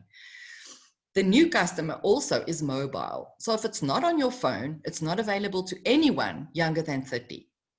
And apps give you access to terabytes of data, and it's almost at no cost for downloading it. So then after going digital, you have to go virtual. And what does this mean? It means dematerializing. So technologies that were once bulky and costly are now dematerialized. They are now on your phone and in your pocket. Look at what you're already carrying in your pocket on your phone. There's a torch, there's a calculator, a camera, a diary, a calendar, there's a map, a whole map studio, a big encyclopedia set by the name of Google. All your photographs are stored there, your bank, even a compass. Everything is dematerialized and right there in your pocket. So if it's not mobile, it's history. This is one app that I was privileged to be part of the development.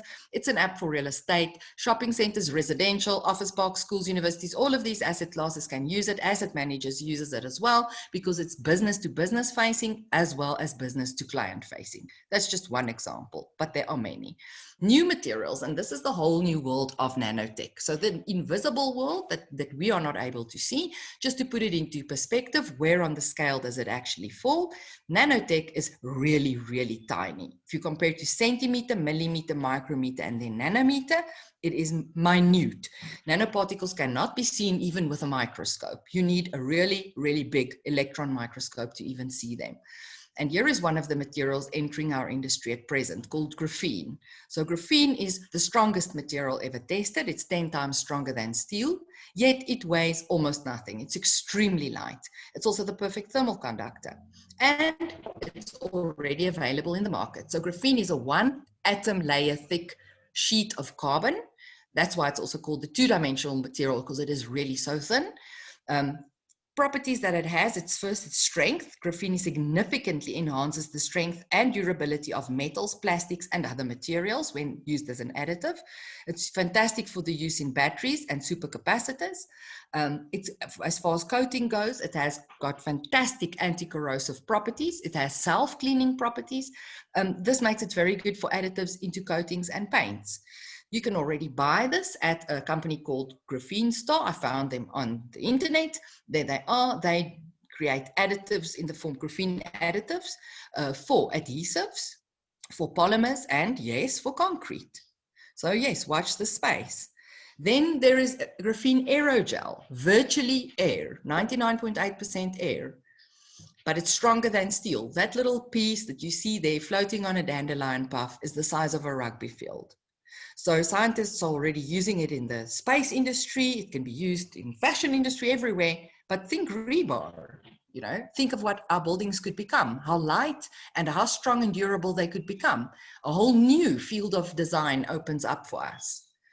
Okay, this guy is not on the nano level, but his skin is. If you look at that shark, you will see, this is the great white shark, you will see that there are no parasites growing on his skin. Other sea animals often have seaweed and barnacles and stuff growing on them. And scientists was always wondering, why is this the case? They studied it. And then a company called Sharklet came and looked at the skin of this animal on, well, fish, on the micro scale, on the nanoscale. So it has no antimicrobial properties in its skin. There's no chemicals that repel parasites, not at all. It's just the nanoscale texture of its skin that inhibits bacterial growth. So if you look at its skin under a normal microscope, then this is what you will see. But Sharklet went and looked at it on the nano level. And when you look at the skin on the nano level, this is the pattern that you will find. And this pattern makes it impossible for any bacteria to attach to it, because as the bacteria comes near it, it actually pops because of just that little pattern.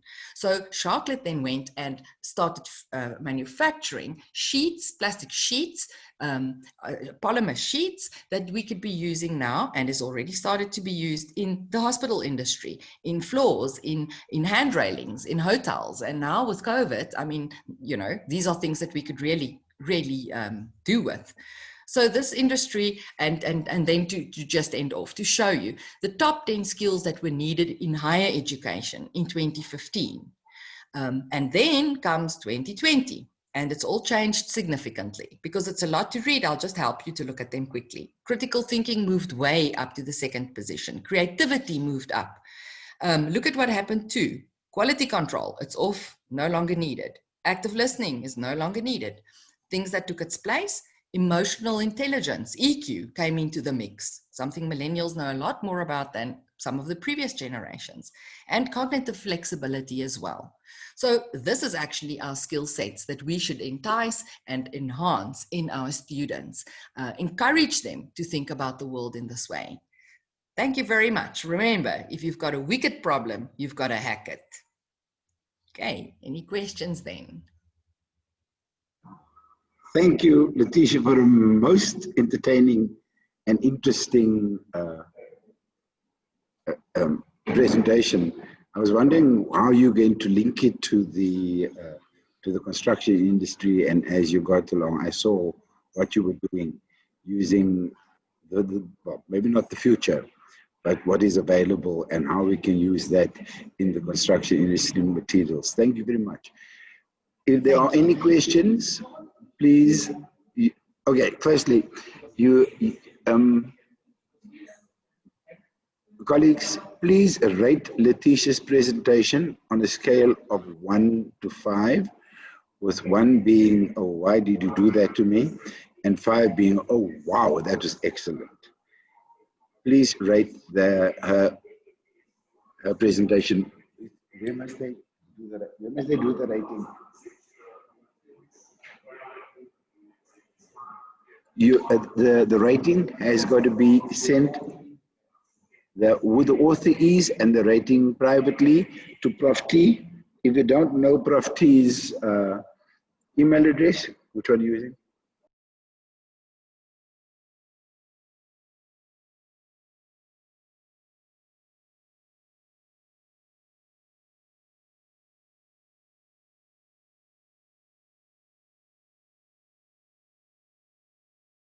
Who muted me again?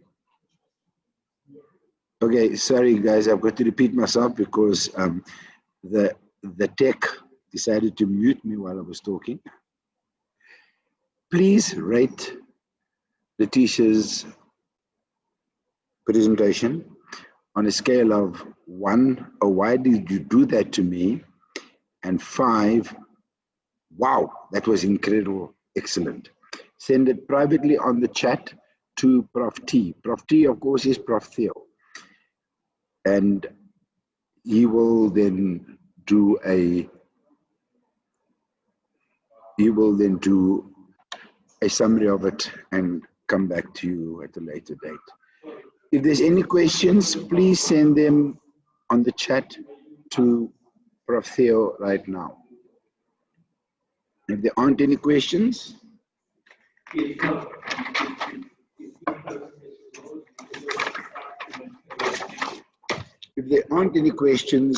going to go to the last presenter of this conference. It was a virtual conference, and it, in actual fact, went much better than we even thought. Evaluating the health and safety practices for the delivery of building energy retrofit projects in South Africa by Chika Okorafor. Okay, I should know his name because he works with me. And Theo C. Ooft. Who is doing this presentation? Chika? Has it? Chika, I'm here. You got the floor, so please go ahead. Okay, I'm trying to share my screen.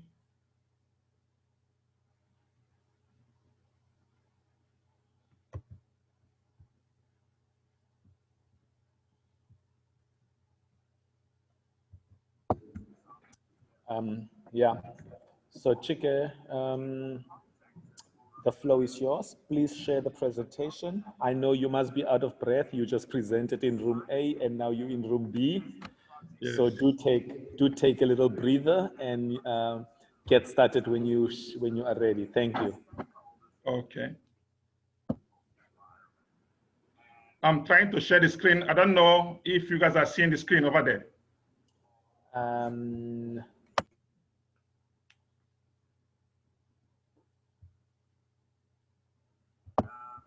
Not yet.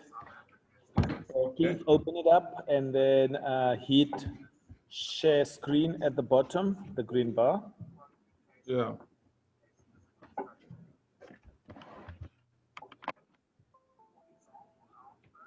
Still nothing. Let me see something here.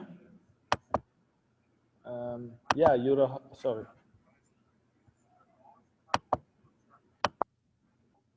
You should be able to share. I don't know why.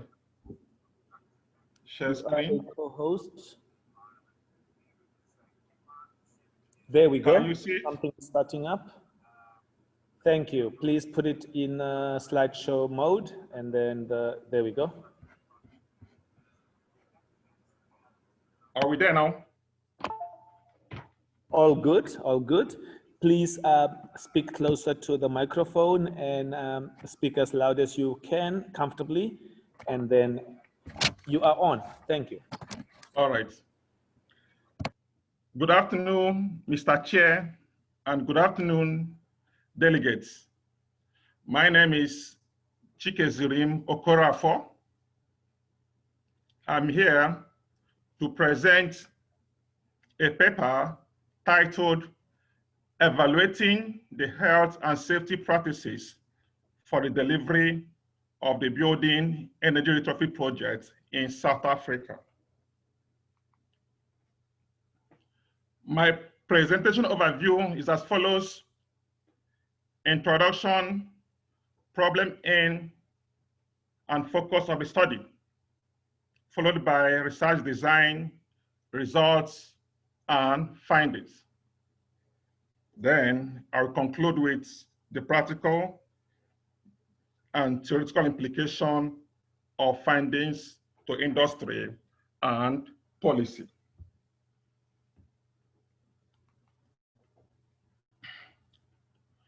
Building energy retrofits simply means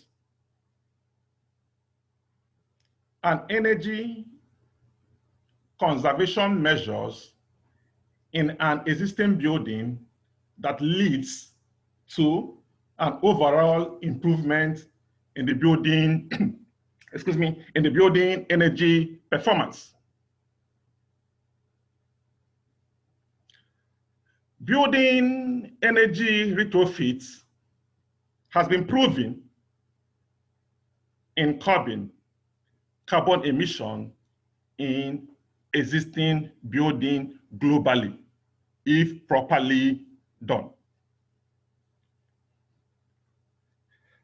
The design or the construction of building energy retrofit projects can impact the air we breathe in the existing building,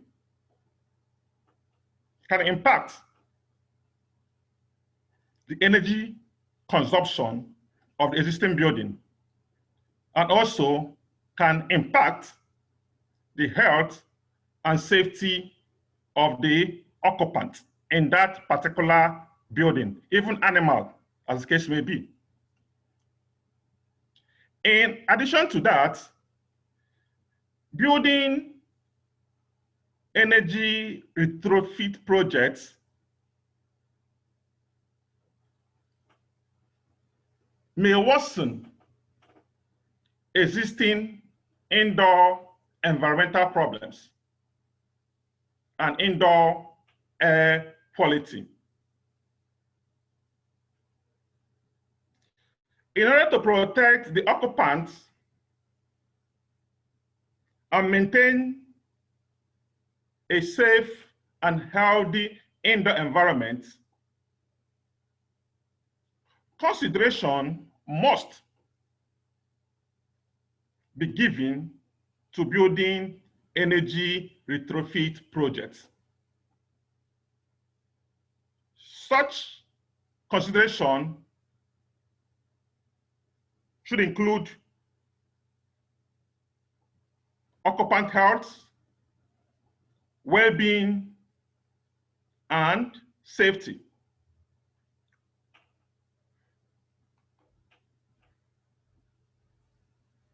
The problem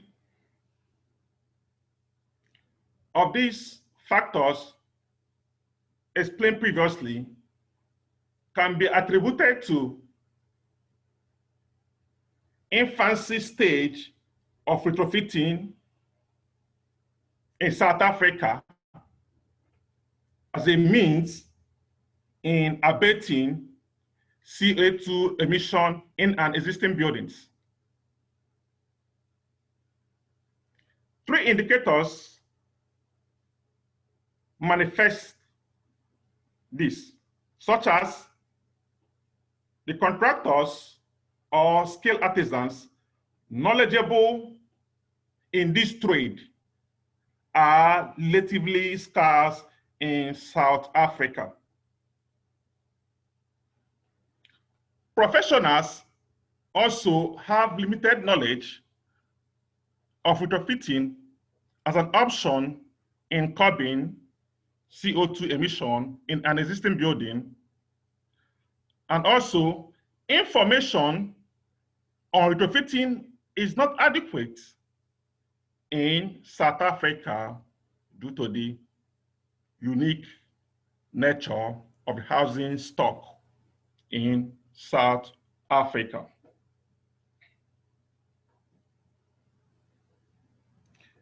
This challenge is due to uncertainties such as climate change, such as human behavior, such as technology, and such as expertise. All this impact on delivery of building energy retrofit project in existing buildings. Sequel to the introduction, therefore, the study focuses on the evaluation of the effects induced by building energy retrofit measures on building behavior in assessing the health and safety of the occupants post retrofit projects.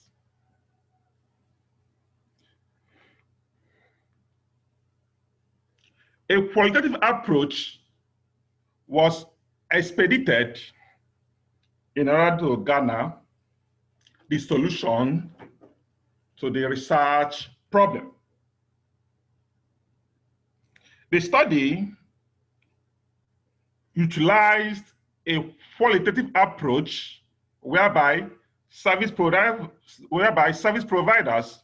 were interviewed with questions that revolve around occupational health and safety of workers, also well-being for workers, and also occupational health and safety of occupants, and also well-being of the occupants in the delivery of building energy retrofit projects. This study, in particular, adopted an in-depth interview with a case study research design. In achieving this objective, the case studies were identified and selected. The relevant professionals responsible for the retrofitting of these cases identified and selected were thoroughly interviewed in order to garner their perceptions of implication of building energy retrofit projects on workers and occupants OH and S. The criteria used were the evidence of successful completion of deep building energy retrofit projects in South Africa and the willingness of the service provider to participate in the study. The selection criteria led to the identification of 4 case studies and 7 interviewees vis-a-vis table 1. Description of the case studies.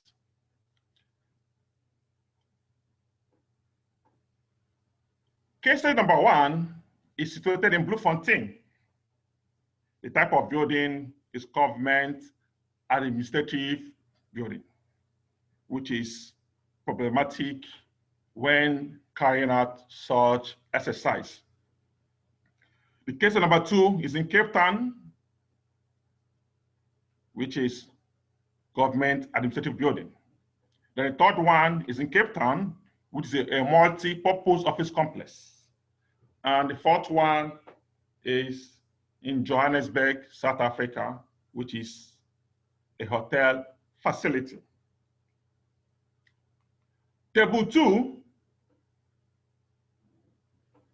shows the interviewees' demographics. 7 interviewees was used for the said purposes. From the table, it can be deciphered that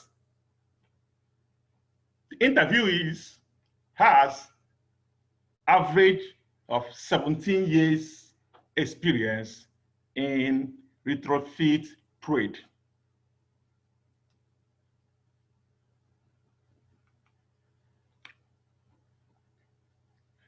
Various activities and their relevant health and safety issues with appropriate solutions were highlighted according to the interviewees. Activities such as upgrading lighting fixtures to save energy. The interviewees highlighted that in most cases, asbestos-containing material may be disturbed during lighting replacements. And also, mercury vapor from broken fluorescent tubes or bulbs may also be present. They advise that in removing such bulbs or tubes, that they should be properly removed with the experts that has the technical know-how, and also to replace old fixtures containing such hazardous materials with those that contain less hazardous materials. In addition, they concur that the lamp should be properly disposed.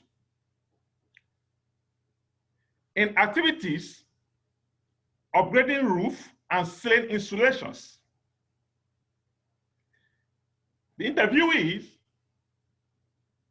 posited that moisture may be trapped behind spray foam insulation when installed under a low pitch.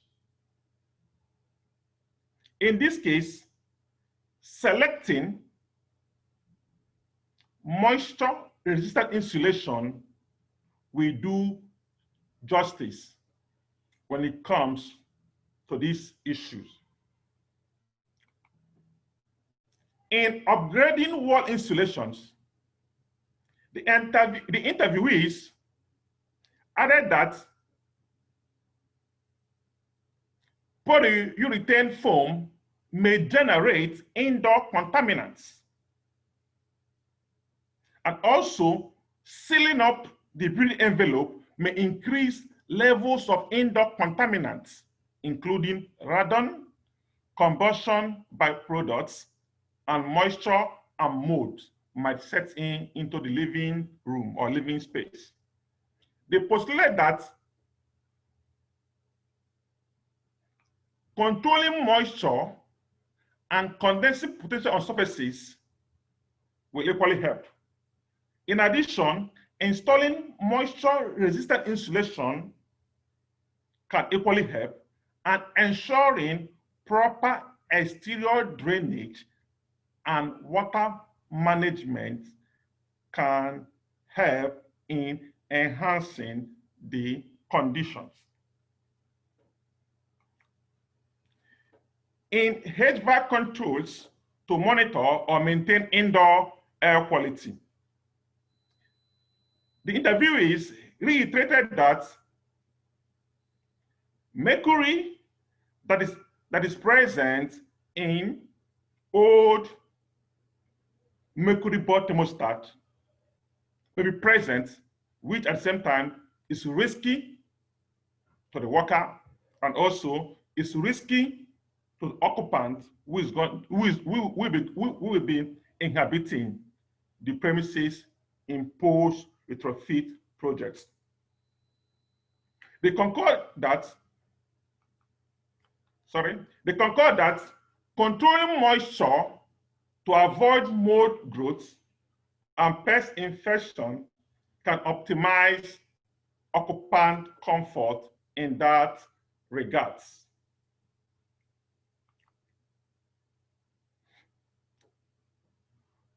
In conclusion, the study was able to justify that understanding the relationship between building energy before retrofit and OH&S can potentially realize substantial improvement in this trade, unlike when the service providers only concentrate on carbon emission initiatives without considering the OH&S of the occupant who will live in that particular environment post retrofit projects. Also, the study reported that energy efficiency upgrade can have negative impact on occupant health and safety. As such, this consideration should be factored in when designing and delivering of building energy retrofit projects. Also, with an increase in energy efficiency initiatives in building, consideration must be given in integrating energy upgrades with appropriate health and safety measures, as the interviewees pointed out. By addressing health and safety measures at the beginning of energy efficiency initiatives in building, greater energy savings can be achieved per house, pollutant exposure, problems can be avoided, and public health can be protected.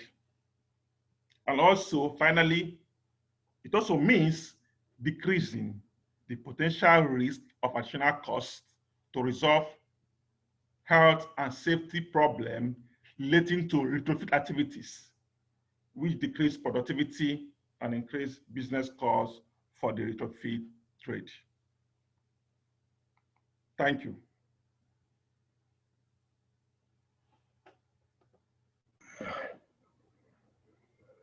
Thank you very much, Chika, for that. Colleagues, if you have any questions for Chika, please put it on the chat, and then Prof. Theo will send it to Dr. Chika for answers, if there are any questions. Colleagues, please do not leave, because we're having the closing cocktail function in the next few minutes. So please go look in your fridge if you've got a beer, or go look on your shelf if you've got a tequila or something, and fill it with a glass. Fill the glass with some of it, so that at the end, when Prof. Theo takes over for the official cocktail function, we can actually close the conference properly. And the other thing, colleagues, please mute your mics, but please do not go away, because as soon as the other side has finished presenting, which should be in the next 2 minutes or so, then Prof. Theo will take over to do the closing function. Theodore, closing function. Closing function. Yeah, but he's almost finished. I'm telling.